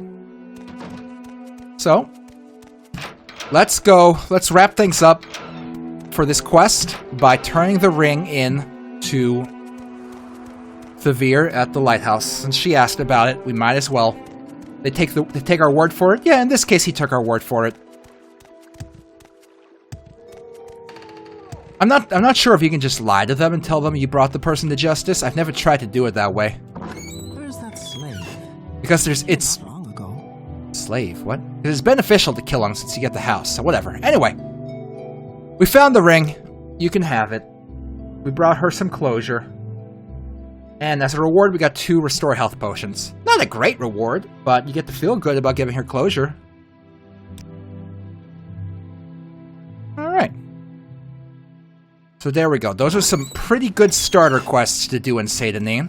Because you get a nice money reward, and you get a nice enchanted ring reward. So now I think we can head out of Saint-Denis and start making our way towards Balmora. Seems like a good time. Now, as you can see, my fatigue is running a little low. So I'm going to want to make sure that I let that get up before I get too far on the road. I don't want to get in big trouble here. I don't want to get caught with my pants down and start taking tons of damage because I can't land any of my hits. Alright, so now everyone mentioned that the Silt Strider is the quickest way to Balmora. So that is a option. You could go up here, get the Silt Strider, and go directly to Balmora. Now, if you do that, you're missing out on the entire path. You're missing out on going to Pelagiad, you're missing out on all the path in between, you're missing out on the Legion Fort, you're missing out on the experience. So I recommend to walk to Balmora for the first time, just to get that experience, level up along the way, and just get that under your belt. Alright, Walk when you can ride. big old flea. Let's talk to her. And, let's mention to her, because Vidunius told us to mention his name. Maybe we got a good deal. So let's mention the name. And she brings up that she doesn't think that Vidunius is very happy here in Morrowind. So how about we go talk to Vidunius about that? Let's ask Vidunius how he's feeling. Let's ask him if he's feeling happy here in Morrowind. Here he is. What's this about? Alright, Vidunius, how are you doing? How are you feeling? No, he's not happy. He's not happy at all. So if he had 100 drakes, he'd be on the next boat to Narcissus. He wants to get out of here and make his fortune. But he doesn't have enough money. Only thing he's got is a cursed ring. And he's offering us... He'll give us the ring if we give him 100 drakes for it. That's pretty nice. So we get a ring. Cursed, but we get a ring. He gets 100 drakes and gets to leave. And everyone turns out good. Okay, why not? Yeah. Here's 100 gold. I have it. Take it. There we go. We helped him out. We got his ring. He's gonna leave. And we made a man happy. Let's see. There's his ring. So his ring, it fortifies your athletics for a minute, but it also drains your health for a minute. So, not sure if that's a very good trade-off. Not sure if it is. But either way, we helped a guy out. Waiting. Well, that's nice to have. Nice to have done that and feel good about it. 10 for 1 second. Yeah, I guess it kind of balances out. You do lose some health, but then you get a little bit more athletics. So, might be okay. Could be worse. It could drain your health the entire time. That would make it very ungood. Well, that's another nice deed done. So like I said, we're not going to take the Silt Strider our first time to Balmora. It's really beneficial to walk the path. So, oh, look at this. Now we should keep walking this path to get to Balmora, but I see a little something over here. Let's go take a look, see what we discovered here.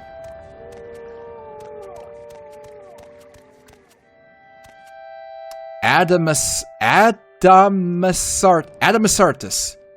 There's some cavern here, so this might be good to do a little bit of poking around in a nice cavern. It's located so close to the starter town that this has to be pretty decent for a starter character, so a quick save, I'm going to head right in. I have my weapon out because I don't know what's awaiting me in here, so let's look. There's someone here. So we don't know. Okay, they're not friendly, so let's take care of them. Oh, they got a good hit in. Oh, they're getting good hits in. Oh, damn. Don't call me that. Got him. There you go. So you gotta be careful. You don't know who you're gonna meet in the cave, so you gotta be ready as soon as you get in here. So we got some gold. Got a key. Let's see. Short blade and light armor. This stuff isn't worth that much, and I can't use it, so I'm gonna leave it on them. I don't particularly need that. Alright, popping down a quick save. You always want a quick save in these games. There's some miscellaneous items. Alright, let's sneak a little. Let's make sure we don't get jumped by no one. Alright.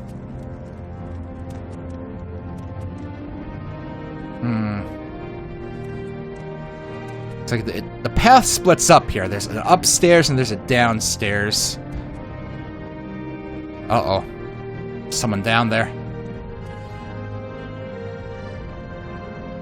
Okay, gotta be careful.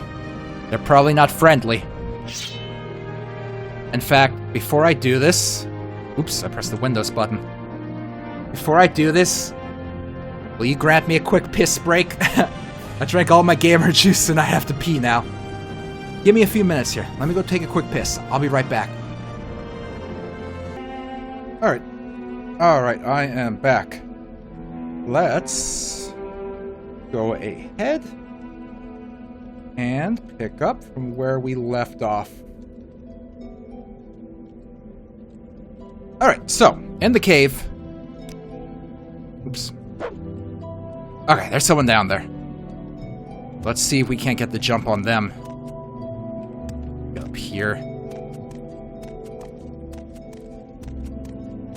Alright, I'm gonna kind of drop down so he can't see me coming and see if we can't take him out. Alright, nope. He saw us coming. This is a mage. He's got hands up for magic. We took a lot of damage there. Okay. Taking a health potion. Remember the 2 health potions we just got from, what's her name? Now's a great time.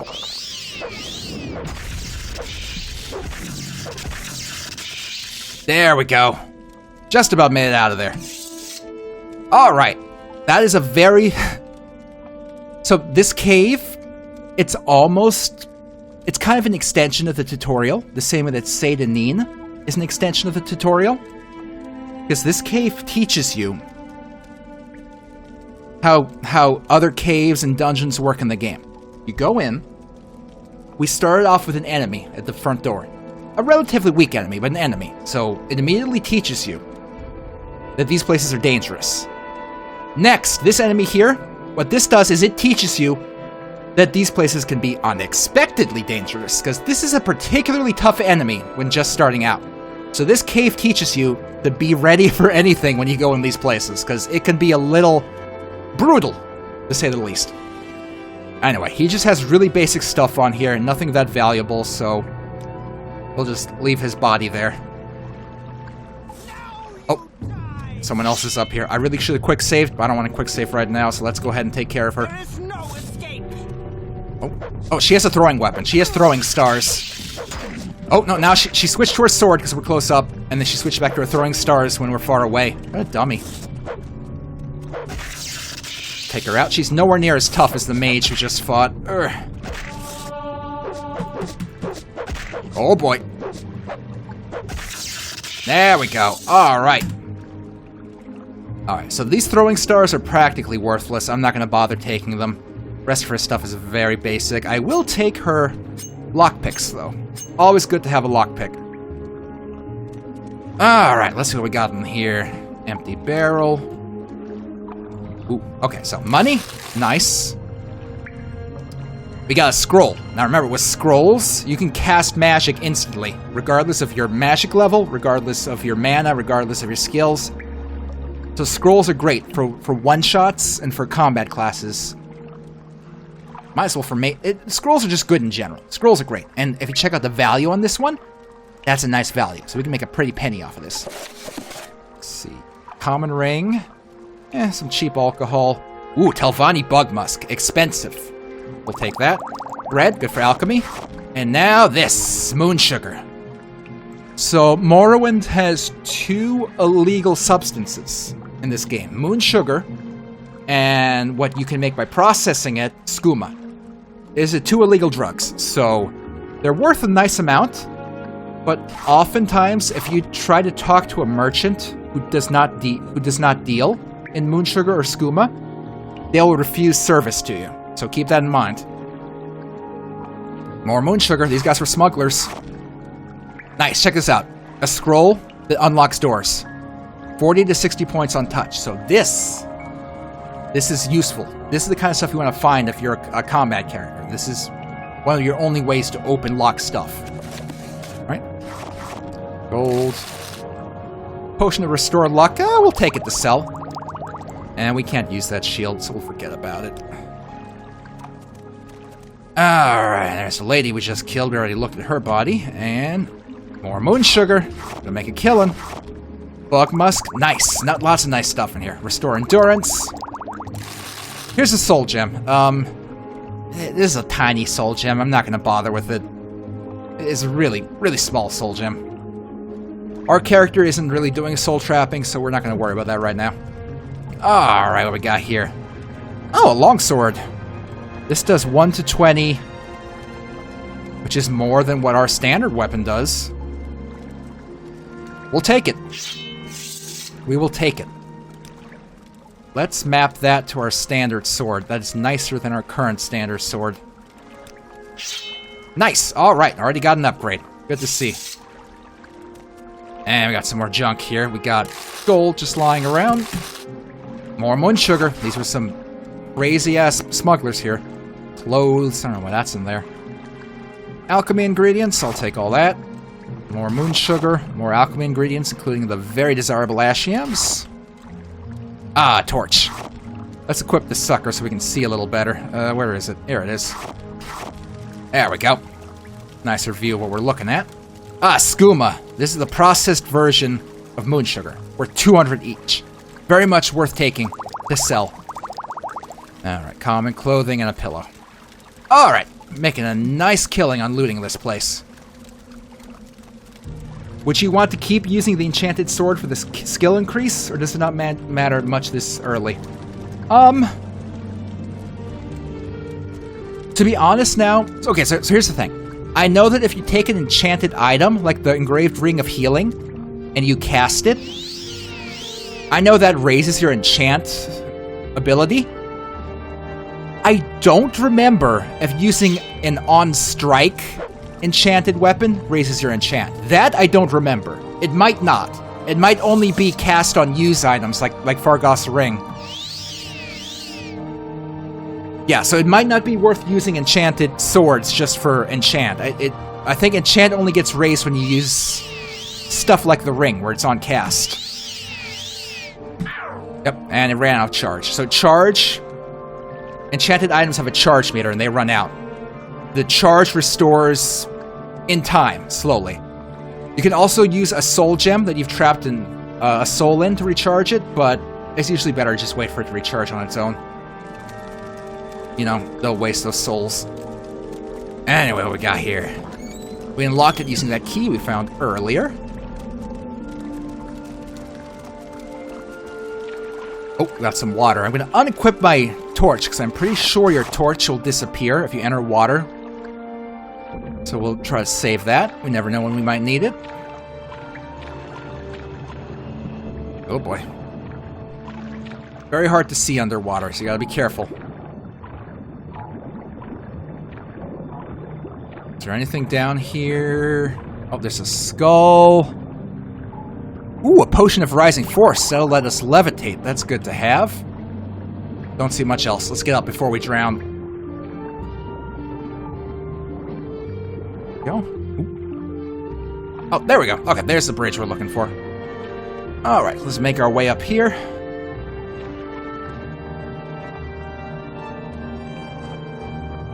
Gotta do a little bit of jumping. Get that acrobatics up to level 6. Oh, yeah. Alright. Found some bones. And not just bones, we found some coins. A little bit of them coins. Oh, we got a light armor pauldron. It's not worth a lot, and we don't use light armor, so I'm just going to leave it there. I don't think it's worth dragging that around with us. If it was medium armor, I'd take it. Or if it was more expensive and a different armor class, I would take it.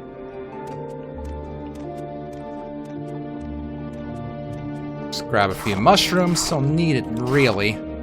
Another light pauldron. Might as well take the torch. You can never have too many torches. Before we go up there, is there anything down here?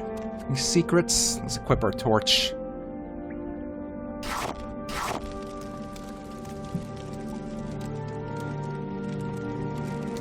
Nope, nothing down here. Okay, just had to be sure. Alright, work our way back up.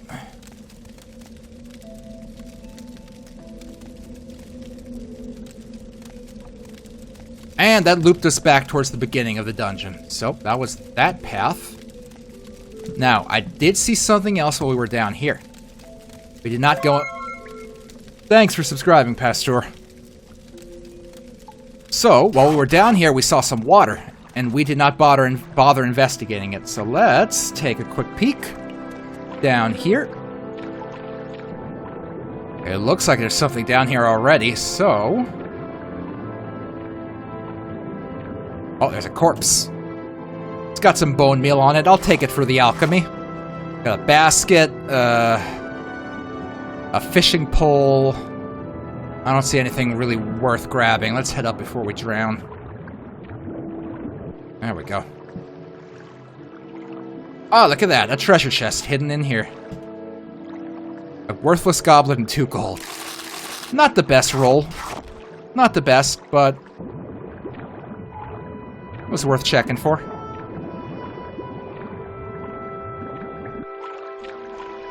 Oh, right. And there was one more thing. When we first came in, the path split here, and we took the lower path. So let's check what's in the upper path. Aha! We have slaves. Let's use that slave key we just found. Get our torch out here so we can see what we're doing. And let's free the slaves. How do you approach? Alright, so since we have the slave key, we can set these slaves free. There we go. And we'll just set them all free. The prey approaches. Alright. All free. We freed all 3 slaves. Please speak. So who knows, maybe that'll come in handy later in the game. Maybe it will, maybe it won't. But we did it. So we cleared that cave. Good to have that done. Good to come out profitable. Well, let's get out of here. Oh, I don't think we need this torch right now. It's broad daylight. Alright, let's continue on our path to Balmora. I'll try to not run too much, even though it's a little painful to go at this speed. But like I said, we're heading to Balmora on foot because that is the best way to get to Balmora at the start of the game, so you get the experience. You get to visit Pelagiad and a few other things along the way. And, you know, it helps starting out to get that experience in so you can get some level ups and stuff. It's good to have. Looks like we got some road signs up here so we can check and make sure that we're on the right path. Alright, what we got here? So, Ebonheart's over there. Balmora. So we are on the correct path to Balmora, so we can just keep on moving. Who put this rat here? Who put this rat on my path to Balmora? I'm going to mess it up with my fire bite spell. Yeah, that's right. How do you like being on fire, idiot? Oh, he doesn't even have any rat meat. A disappointment. What a disappointment. Alright, looks like the path splits, but thanks for the road signs, we know Balmora is off to the left here. We won't worry about over there. We'll just... Oh, mud crabs. We'll just head towards Balmora, since we know this is the right way to go. Ooh. Oh, looks like we got something sneaky here. We would have missed this completely if we took the Silt Strider. We would never have come across this. Oh, no conberries. What we got here? Andrano Ancestral Tomb. So we got a tomb we can raid here. Okay, so tombs tend to have undead creatures. Undead creatures don't take damage unless you either have a silver weapon or you have an enchanted weapon. So I'm going to make sure I have my enchanted spark sword equipped, and I'm heading in. Save the game first. Ooh, this place is spooky. Alright, let's see what we're working with here. I already see a corpse. This is a bad sign.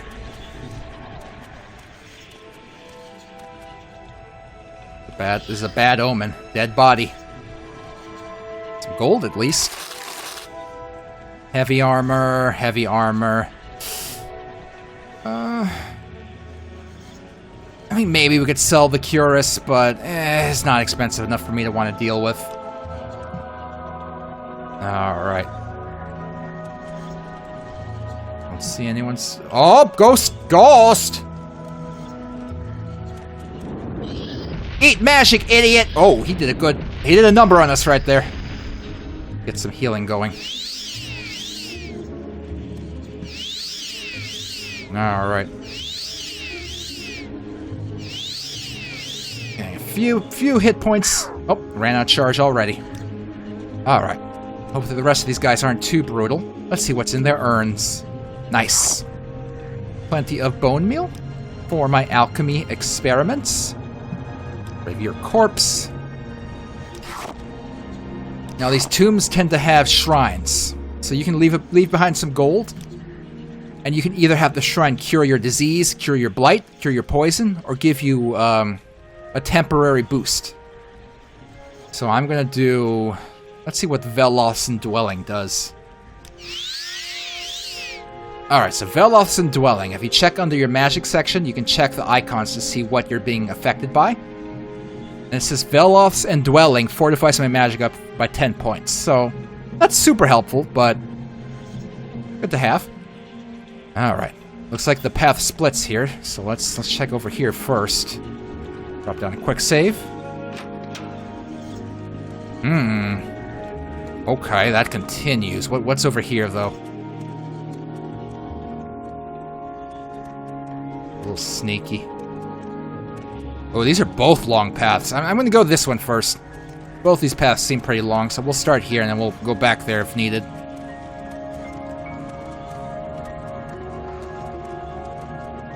Alright, let's see what's behind door number 2. Oh, skeletons! No! No skeletons! I will not let you through. I'm going to keep mashing the... He's here.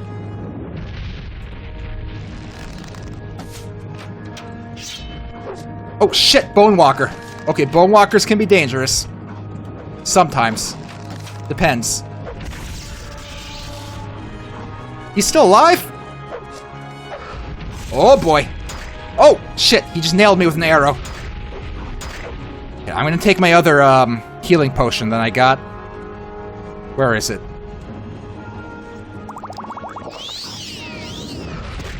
Alright. Nailed that lesser Bone Walker. Oh, he's getting us with those arrows. We gotta take care of him real quick. Real quick, we gotta knock him out. Oh shit, I took a lot of damage. That's bad. Do I have any other healing?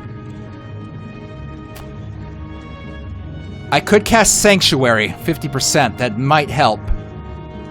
We might have to do that real quick to save ourselves. Get up. Oh, too late.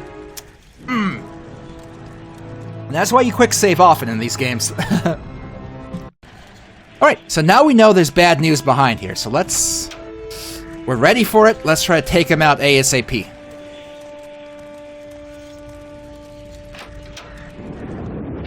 Wait, where'd the bone go? There was a bone man here before. Where is he? Oh, there he is. He was feeling shy.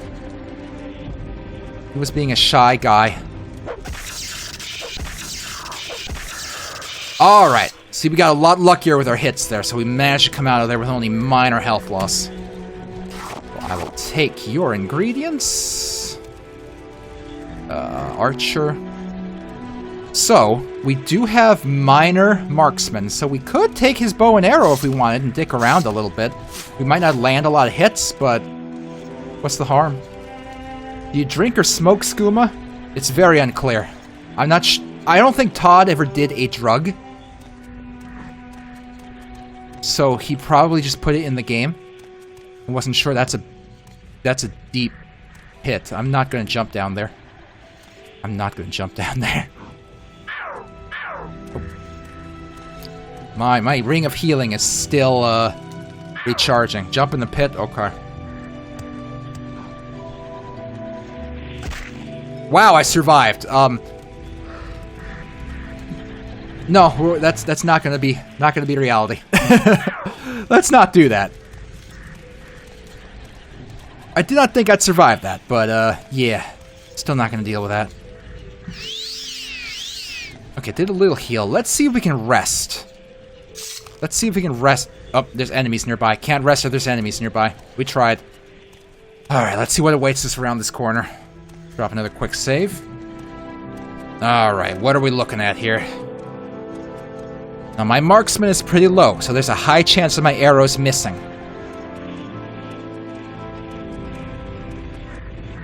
So far, so good. This is ominous. Very ominous. Oh boy, this is where it goes down. This is a door. Let's see if there's anything down here we can try to hit. I don't see anything. We might not be able to put this bow and arrow to use, because if I open this door, there's going to be something behind it. Get the spark sword ready. Can I heal myself a little more? Still don't have enough charge. Alright. Let's see what we got. And he instantly saw us. Okay, let's see if we can outsnipe him. Let me get the bow and arrow. Oh, I don't have my arrows equipped. Duh. Okay, we missed because we have kind of low marksman. Oh, no. Okay, so if we wanted to use our marksman, we would have to train it up. It's not in a place where we can just use it in a dungeon right now. We're too weak. We're going to have to save that for another time. We can practice on rats. Okay. Oh, boy. Oh, he did not take much damage at all there, did he? Oh, that one was good. Oh, boy. Oh, no. Oh, that was close. Yeah, early on, that's going to happen to you a lot.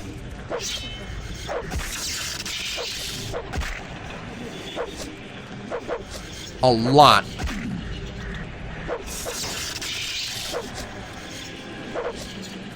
Let's close this door just in case. Oh man, we're not getting good hits on him. This guy's tough. Let's try our longsword. Maybe he's bones. He can't be immune to regular weapons.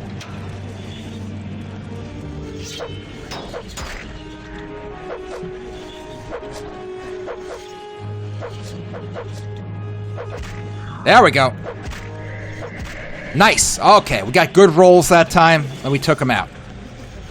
Now this this shield is, unfortunately, it's a heavy shield, so we're not going to be able to make much use of it. This broadsword is nowhere near as good as what we got, I don't think. Nah, we won't worry about that. We will take his bone meal, though. A little bit of bone meal. Alchemy ingredients, good to have. Very expensive Draugr wax. And very expensive fire salts. Alright, now can we sleep? We cannot sleep. There's still enemies nearby. Give ourselves a bit of healing. Oh boy.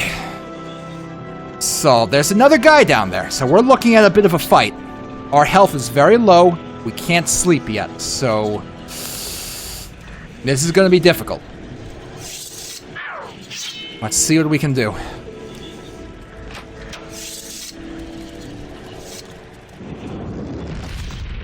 Oh shit, there's two of them! I'm out of magicka. Oh boy, we're in trouble. Oh god damn it, I get hit by an arrow. Get up here.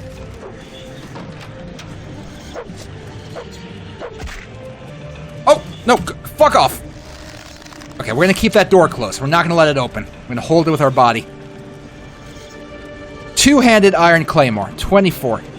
That does more damage, and the downside is no shield. But we don't have a shield yet anyway, so I'm taking that thing. There we go, two-handed weapon. That door's not gonna open, because we're blocking it with our body. Can we do some healing? Ugh. This is a problem. Dropping down a quick save. Let's roll the dice! We rolled the dice and we won. Nice. Oh, yeah. Take your arrows. Alright. That is the stuff. We came out of that much better than we should have, honestly. By all means, we should have died there. Alright. Start looting this stuff. Thought I saw something moving. Okay. A little bit of alchemy ingredients.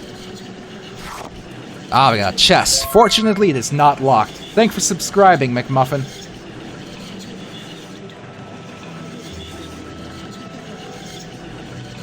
A silver dagger. Anything silver will hit ghosts, so that's good. This isn't worth that much. I'm not going to bother with it. Just going to plop it down there, whatever. Let's see. Bone meal, good. Is this locked? Nice, not locked. Ooh, Nordic battle axe. It's worth so little, though. It's not worth it. Now, this armorer's hammer, that'll be useful for us to repair our stuff. And the prongs. We'll take that stuff just in case we need to repair any of our stuff. We're still in good condition, but it's good to have it. Alright. There we go. This room is looted. Let's see what awaits us further down here. Ooh, that advances deeper. So what's around here? Well, these both go down. Hold on, let me... Can I rest? I cannot rest. Shit, this is dangerous. If we continue... Can I rest if I go further back up? I kind of really need... really need some health. Can I rest if I go... Oh, okay, we can rest here. Let's heal. Nice. Alright, much better condition. Yeah, Sundusk, this is vanilla. I was just showing people, well, this entire stream was spent teaching people how to start out in Morrowind, if you've never played Morrowind before. That's what this turned into, so... This will be on my, archive channel later this week. Yeah, I'm sure you're right, Warp Drac. There was a handful, though, and I felt good doing this. This looks like a dead end. Let's see what we got in here. Looks like we're safe. I don't see anything.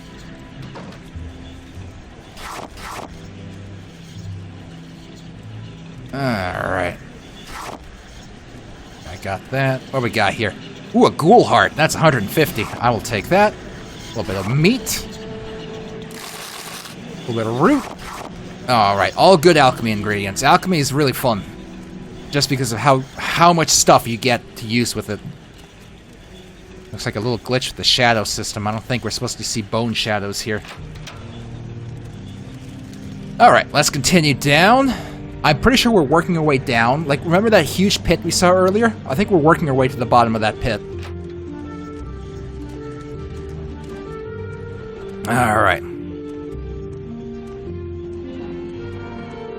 I see a skeleton feet down there, so we're in for something. Let's see if we can aggro him with our bow and arrow. Just for kicks, you know?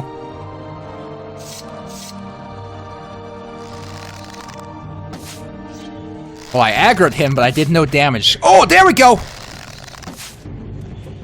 So I did no damage because my marksman was too low, but those two that hit, my marksman rolled successfully. Nice. So you see how there's no arrows on him?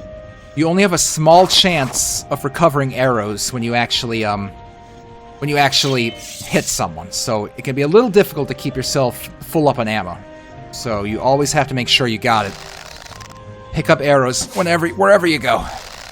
If you're doing marksman. Oh! That was a fireball. Be careful. His fireball is colliding with the ramp, so we got lucky there. Very lucky. Alright. He's close enough now. Let's switch to our claymore. Ugh.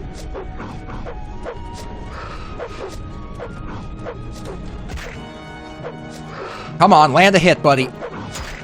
Oh wow, we're getting bad rolls. Really bad rolls. There we go. Get some heals up in here.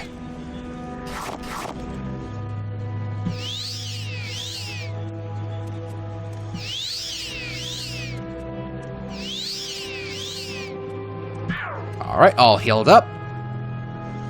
Pretty good combat right there. Didn't have to reload, didn't die.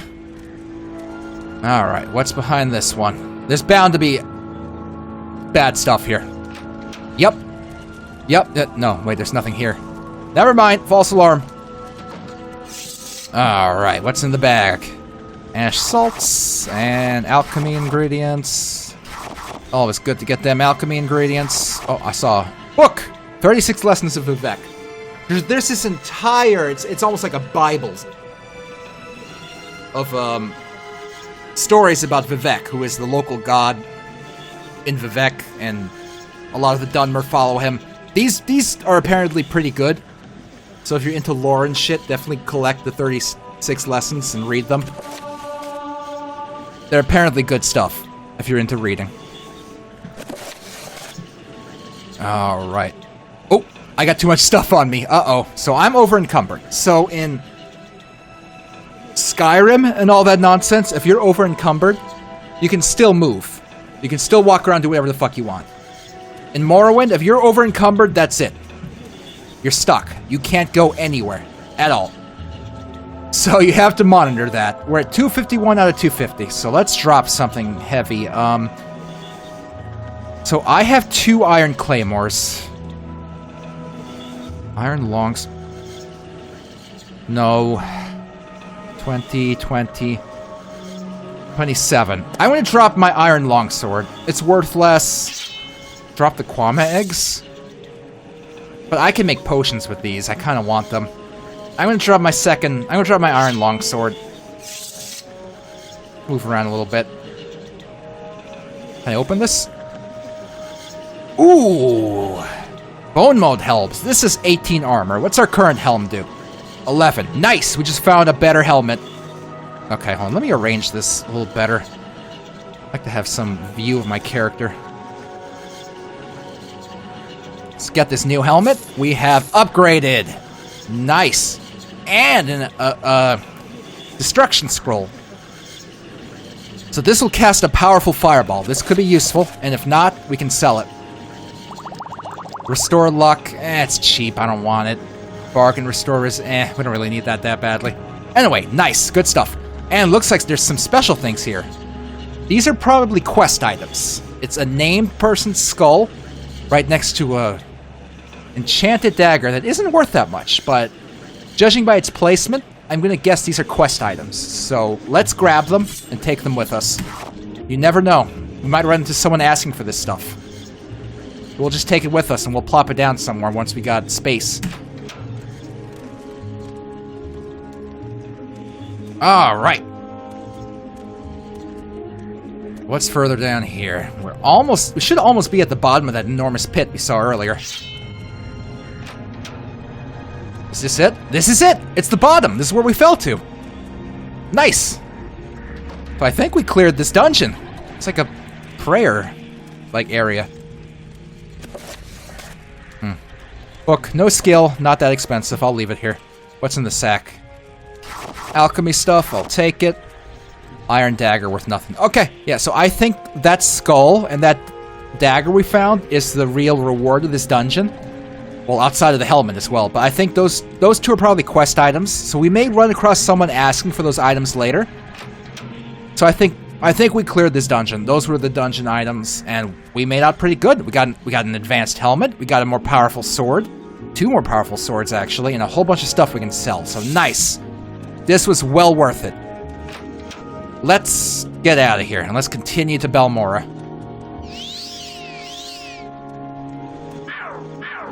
Good stuff. Good stuff.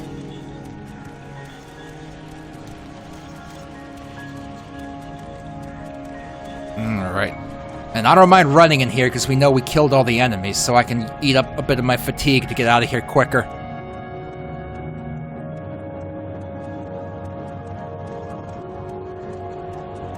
Goodbye, dead body. There we go, the exit.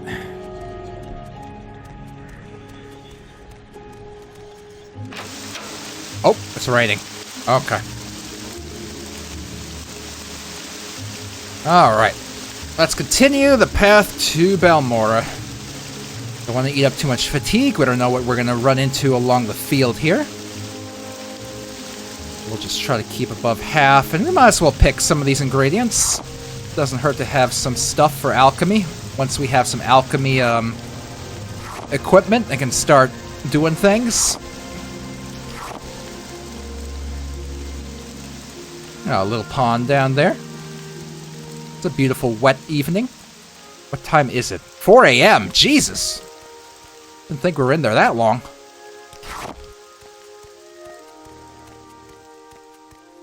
Ah, rain cleared up. Nice. Okay, grab a few more. This will be good for flowers. Oops.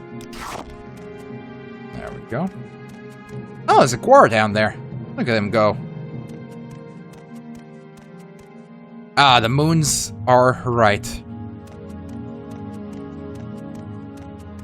A little bit of golden connect. And looks like we've hit a town. Let's see where we found ourselves. First, a few more flowers.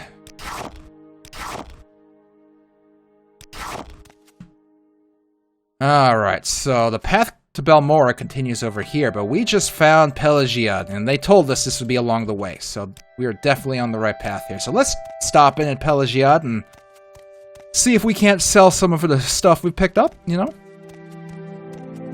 Get things going here. Alright, nice little Imperial town. This looks like a tavern. And we have a general store. So let's start here and start selling our stuff. Hello, I have stuff to give to you. Regarding? You better give me money for this. Oh, shit! Okay, so remember the moon sugar we picked up? He's not going to barter with us because we have moon sugar on us. So let's just go ahead and put that shit down here. Skooma. We'll just put that down here. Hello. I would like to barter with you, please. Alright. So there's a few things we should sell. He doesn't have a lot of gold. So... what do I want to focus on here? Get that expensive-ass book. Both these books. Can we squeeze like 150 for that, maybe? Maybe 140. 125. 120 is my final offer. Nice! Say goodbye to reset our disposition. Okay. Already making some bank here. What else did I want to sell? I'm keeping those for posterity. We don't need to soul trap anything right now.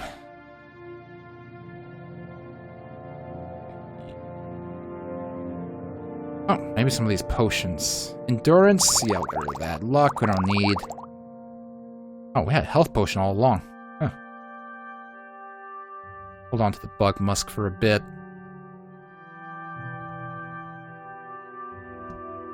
I guess we can get rid of our helmet. 150, maybe 140. Nice, nice. Making progress here. Getting some good stuff. Have I stolen a house yet? I mean, in Satanine, does the disposition go down if they refuse? Yes, it does. Okay. Anything else I want to unload on this guy right now?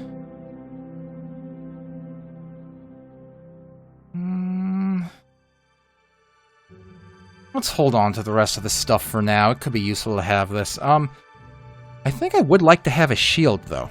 It'd be useful to have a medium shield. Do you have any other medium armor I can wear? Heavy, light. Don't think he does. What? One for the... Are you... One? For the shield? Okay. I don't know why he's giving me that shield for one, but I'm not going to look a gift horse in the asshole.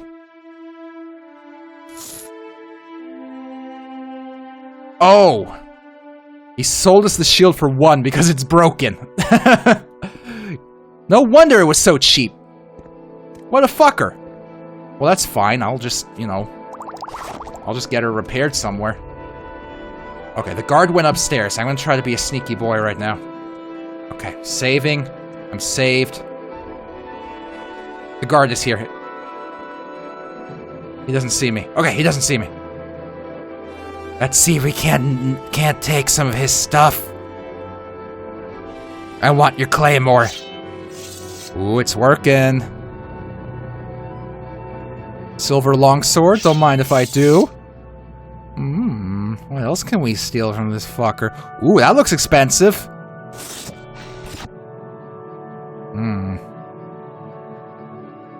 That is, might be expensive. We can take that.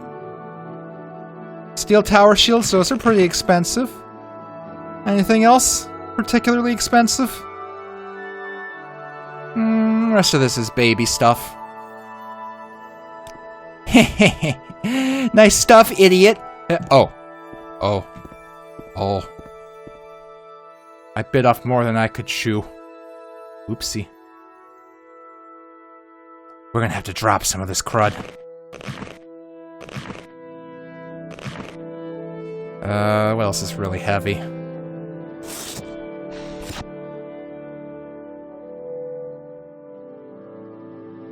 Wait, this is heavier. What else is super heavy that we can drop? Most of it is fucking heavy. Alright, well the thing is, now that we stole it, we can take it. We got it out of the inventory. So at this point, it's ours. So we can come back for this stuff later. This is what we're gonna have to do. So let's see what else this guy has stowed away. Alchemy stuff. I don't want to risk stealing the alchemy stuff to be... That's not worth a lot. I don't want to risk stealing this garbage. Yeah, okay, we'll come back for this later. Let's see if we can't take a peek around his upstairs. There's a guard here. Ooh, this is expensive. Let's read it. I was hoping it was a skill book. Never mind. Oh, did he leave? I think the guard left. I think the guard left. You know, there's a very nice book here. It'd be a shame if something happened to it. Sucker.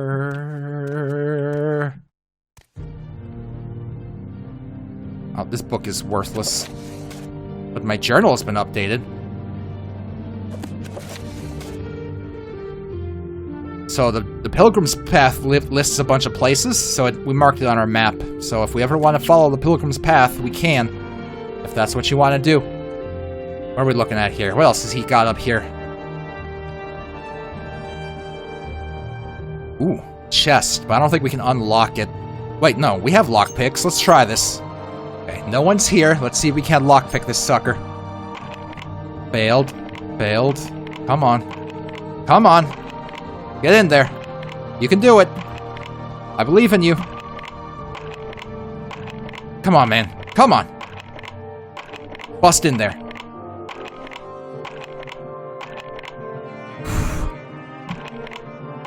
Come on. You can do it. Shit. It's a journeyman's lockpick.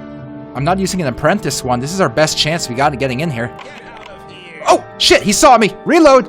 Reload. This is why you save often. This is why you save often.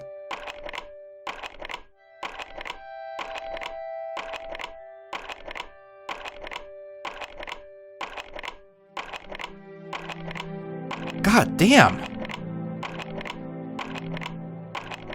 Come on, you can do this.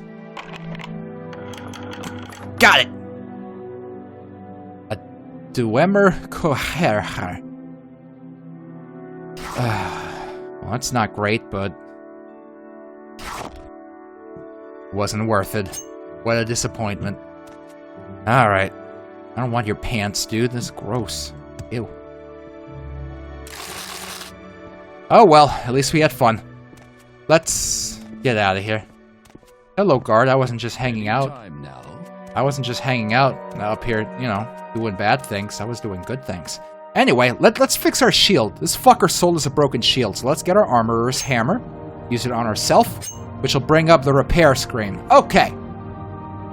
As you can see, the bone-milled shield is fucked, which is why we got it for 1 gold. So let's repair this fucker. Nice. Oh, failed.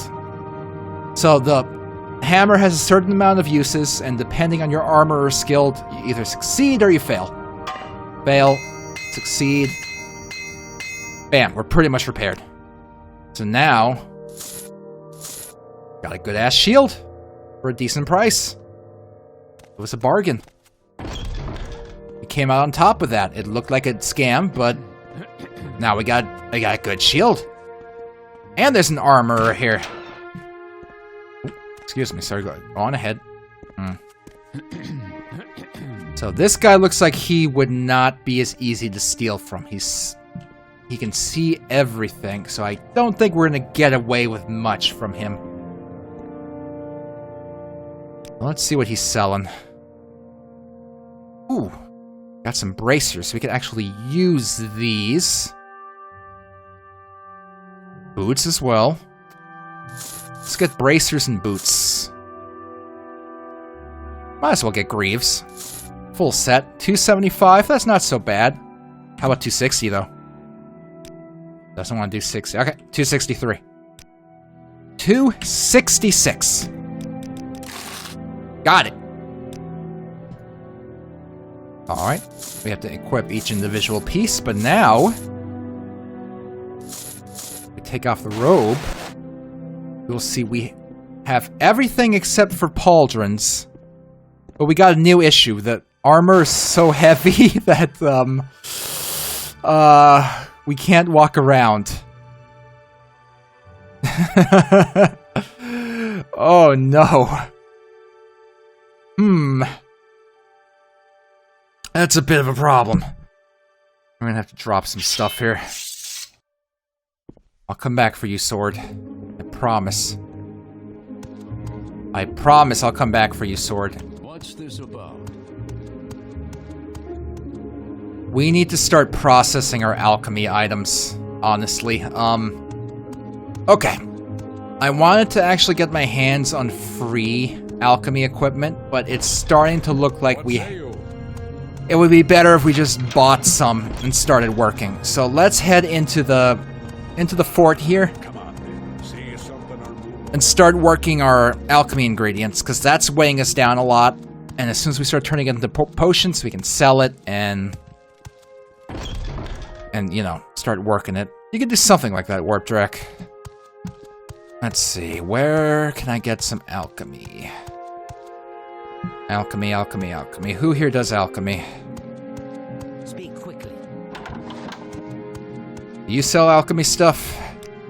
Oh, right, moon sugar. Oops. Alright. Stand about. Get moving. She sells potions, but I don't see any mortars and pestles. Darn. We really needed a mortar and pestle so that we could start working our equipment. Oh, but she has one here. Wonder if we can... she just turned around. Excuse me, can you look at me? Yigfa? Yigfa, hello? How much of this game is locked into my memories? A pretty significant amount. Excuse me, Yigfa, would you look at me? Look over here, Yigfa. Yigfa. Yigfa. Please turn around, Yigfa. I need you to not look at your stuff. I need you to not look at your stuff, Yigfa. It's very fine. Fuck you.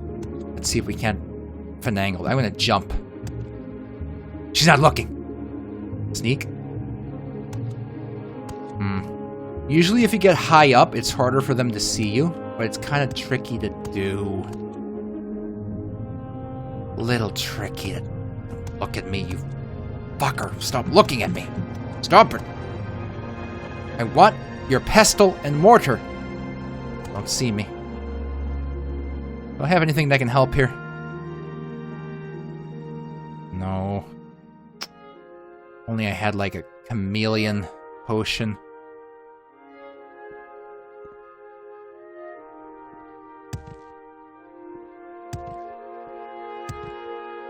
Oh.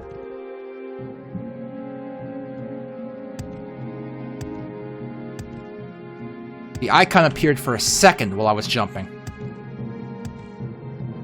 If she would just sell me her mortar and pestle, I wouldn't be trying to do this. I don't think we can get it. I don't think it's gonna happen. She's too observant. And my sneak is nowhere to be found. Disappointing. Disappointing. Say your needs. How do I get out of here? How do I get the fuck out of here? Here we go.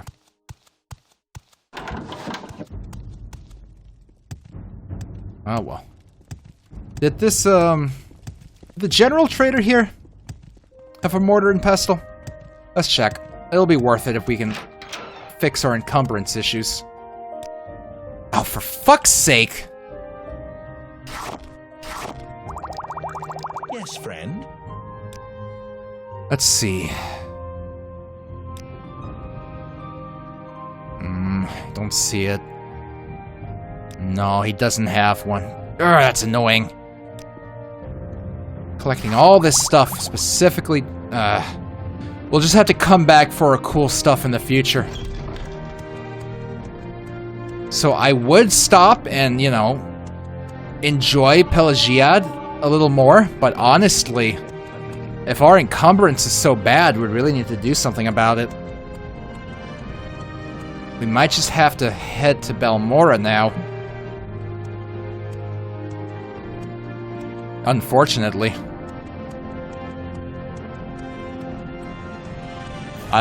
That's just what we're stuck doing. We gotta go to Balmora because we have to process our stuff. We really kind of encumbered ourselves with all this alchemy ingredients, so that's kind of my fault. Make note of your stuff just in case. I should have done that, Noobsy Borg. I'm too far away now. I'll just have to remember. Balmora, here we go.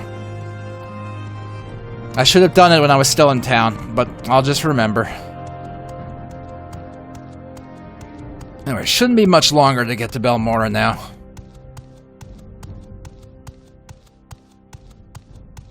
You like these footstep sounds?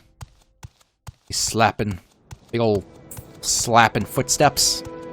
Good stuff, huh? Good stuff. It's all about that. All about them footsteps. We have not seen the end of Sword. We will come back for Sword. Alright. Balmora to the right. It is. Got a lady here. She's just hanging out. I wonder what she's up to. Oh, she looks rich. You look loaded. What are you doing? Oh, what are you doing here? Bandit nearby. Uh-oh. Uh-oh, a bandit jumped her. Oh, no. What? Okay, so, this big, rich, dumb idiot is actually not very concerned about her jewels. It turns out that, she fell in love with a bandit. A bandit robbed her, and now she loves him. This dumbass. What a dumbass. Well, that's ridiculous, but, okay. I guess I'll do it. If I see a bandit, I'll send them your way. What a big, dumb, stupid person. What a dumb, stupid idiot.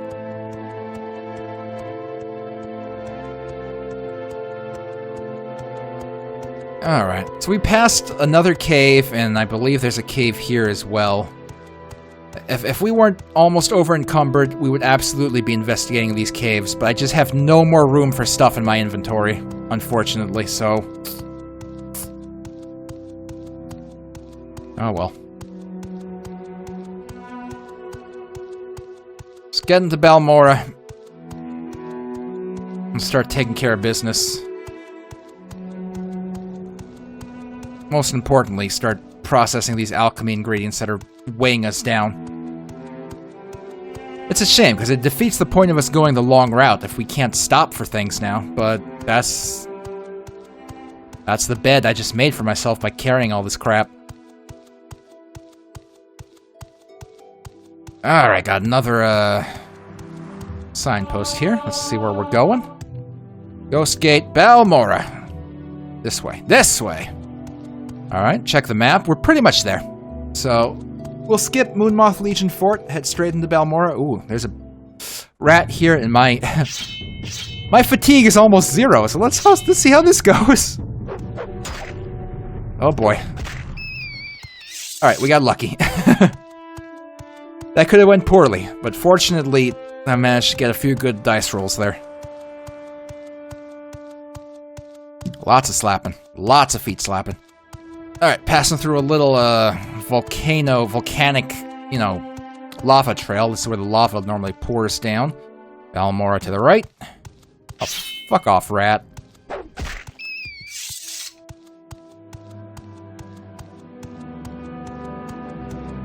Alright, and Balmora won't be further. We'll get in, we'll process our alchemy stuff, check in with Chaos, and that should be it.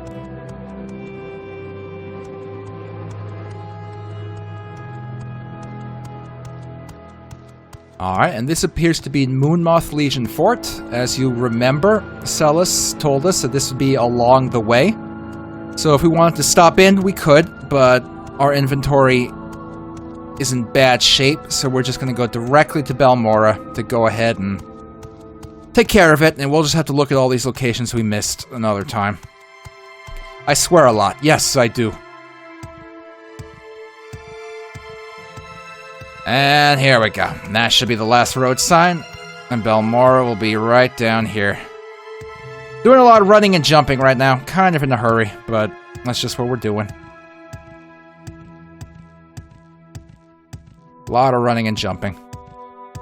The only way to travel. I don't know, Worma. I'll have to think about it. I'm not sure. Here we go. Balmora. Home. At least it was before I fucked everything up. And that's where the Silt Strider would have taken us if we had taken it from Seydanine like an hour ago. An hour and a half ago. Alright, Balmora, here it is. And now we can finally start taking care of business. Alright, first things first, the alchemy ingredients. I need to take care of these alchemy ingredients because they are a burden. So let's stop by the Mages Guild and we're going to try to buy a mortar and pestle. Don't press your luck. You're on your honor. That should be the Mages Guild, and I believe down here... I don't know if I need to be a member of the guild to get service. Let's find out. I might have to be, and if that's the case, we'll just have to go to the apothecary in Uptown. Hi, will you barter with me? Yes, okay. Masters! Oh, hold on a second there, buddy. I don't have that kind of gold. Shit, we need the mortar and pestle, and she's only selling the good stuff. Why do you approach? Okay, so we're gonna cheese this. Here's what we're gonna do. This is the Mages Guild travel person. She teleports you to different places. So we're gonna ask her to teleport us to Caldera Mages Guild. Anytime now. We are in the Caldera Mages Guild. Now the thing about the Caldera Mages Guild is... What's this regarding? Fuck off, dude. Go away. Go. Literally go away. Go. Go. Don't look at me. Go. Fuck, close enough. Anyway. What's this regarding? Fuck off. They have a little tower here. At the top of this little tower that nobody is in, and nobody is ever in, and nobody stands in, there just happens to be this almost complete set of alchemy ingredients. A Master's Mortar and Pestle worth 2,400, a Master's Calcinator worth 2,200 there, a Master's Retort, and a Master's Alchemist. So it's a complete Master's Alchemy set for free just by going to Caldera. Ugh. I don't know why Todd left this in. I genuinely don't understand it. Why would he do this? Anyway, now we can process our ingredients, so let's do that. Let's start with some, let's start working the Kwama eggs here. Let's do some Restore Fatigue. What else restores fatigue here? Salt rice. Alright. The way alchemy works is you combine two ingredients that have a like effect, and if you do that, you can make a potion out of it. And depending on your alchemy ability, it either succeeds or it fails, or it's stronger or it's weaker. So we're going to make a bunch of fatigue potions, because we have a lot of fatigue restoring items. Oops, I don't want all that up there. Go. And this is going to lighten up our inventory a significant amount. What else we got that we can work with easily? Any more restore fatigue? There's some scuttle here, and that'll do it. And we just leveled up our alchemy. Good stuff. I don't really see any more fatigue. Let's do some health potions. That's good to have. Some marshmallow mixed with wickweed. What else does health? Not drain health, I want positive health. Oh, hound meat restores fatigue. No, wait, that was what I was looking at before. It doesn't matter. I saw a, drain fatigue. Drain attribute, agility. Some of that.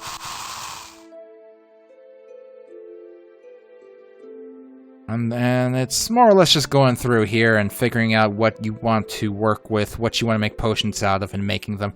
So at this point, we're still over encumbered. But we did work through some of our ingredients, and we have a bunch of potions we can sell for money now. So eventually we're going to work through our encumbrance problem, and we're going to be in much better shape. But for now, our poor character is stuck here, standing on this chair, with lots of potions. Oh no. Oh no. Oh no. Poor guy. Alright, well. And that was our Prince of Persia, the Sands of Time stream for the day. Alright. So, that's all the time I've got for today. Tune in on Tuesday when we play more of The Lost Vikings 2. And then tune in next Saturday when we finally we finally beat the Prince of Persia, the Sands of Time. It's gonna be great, I promise.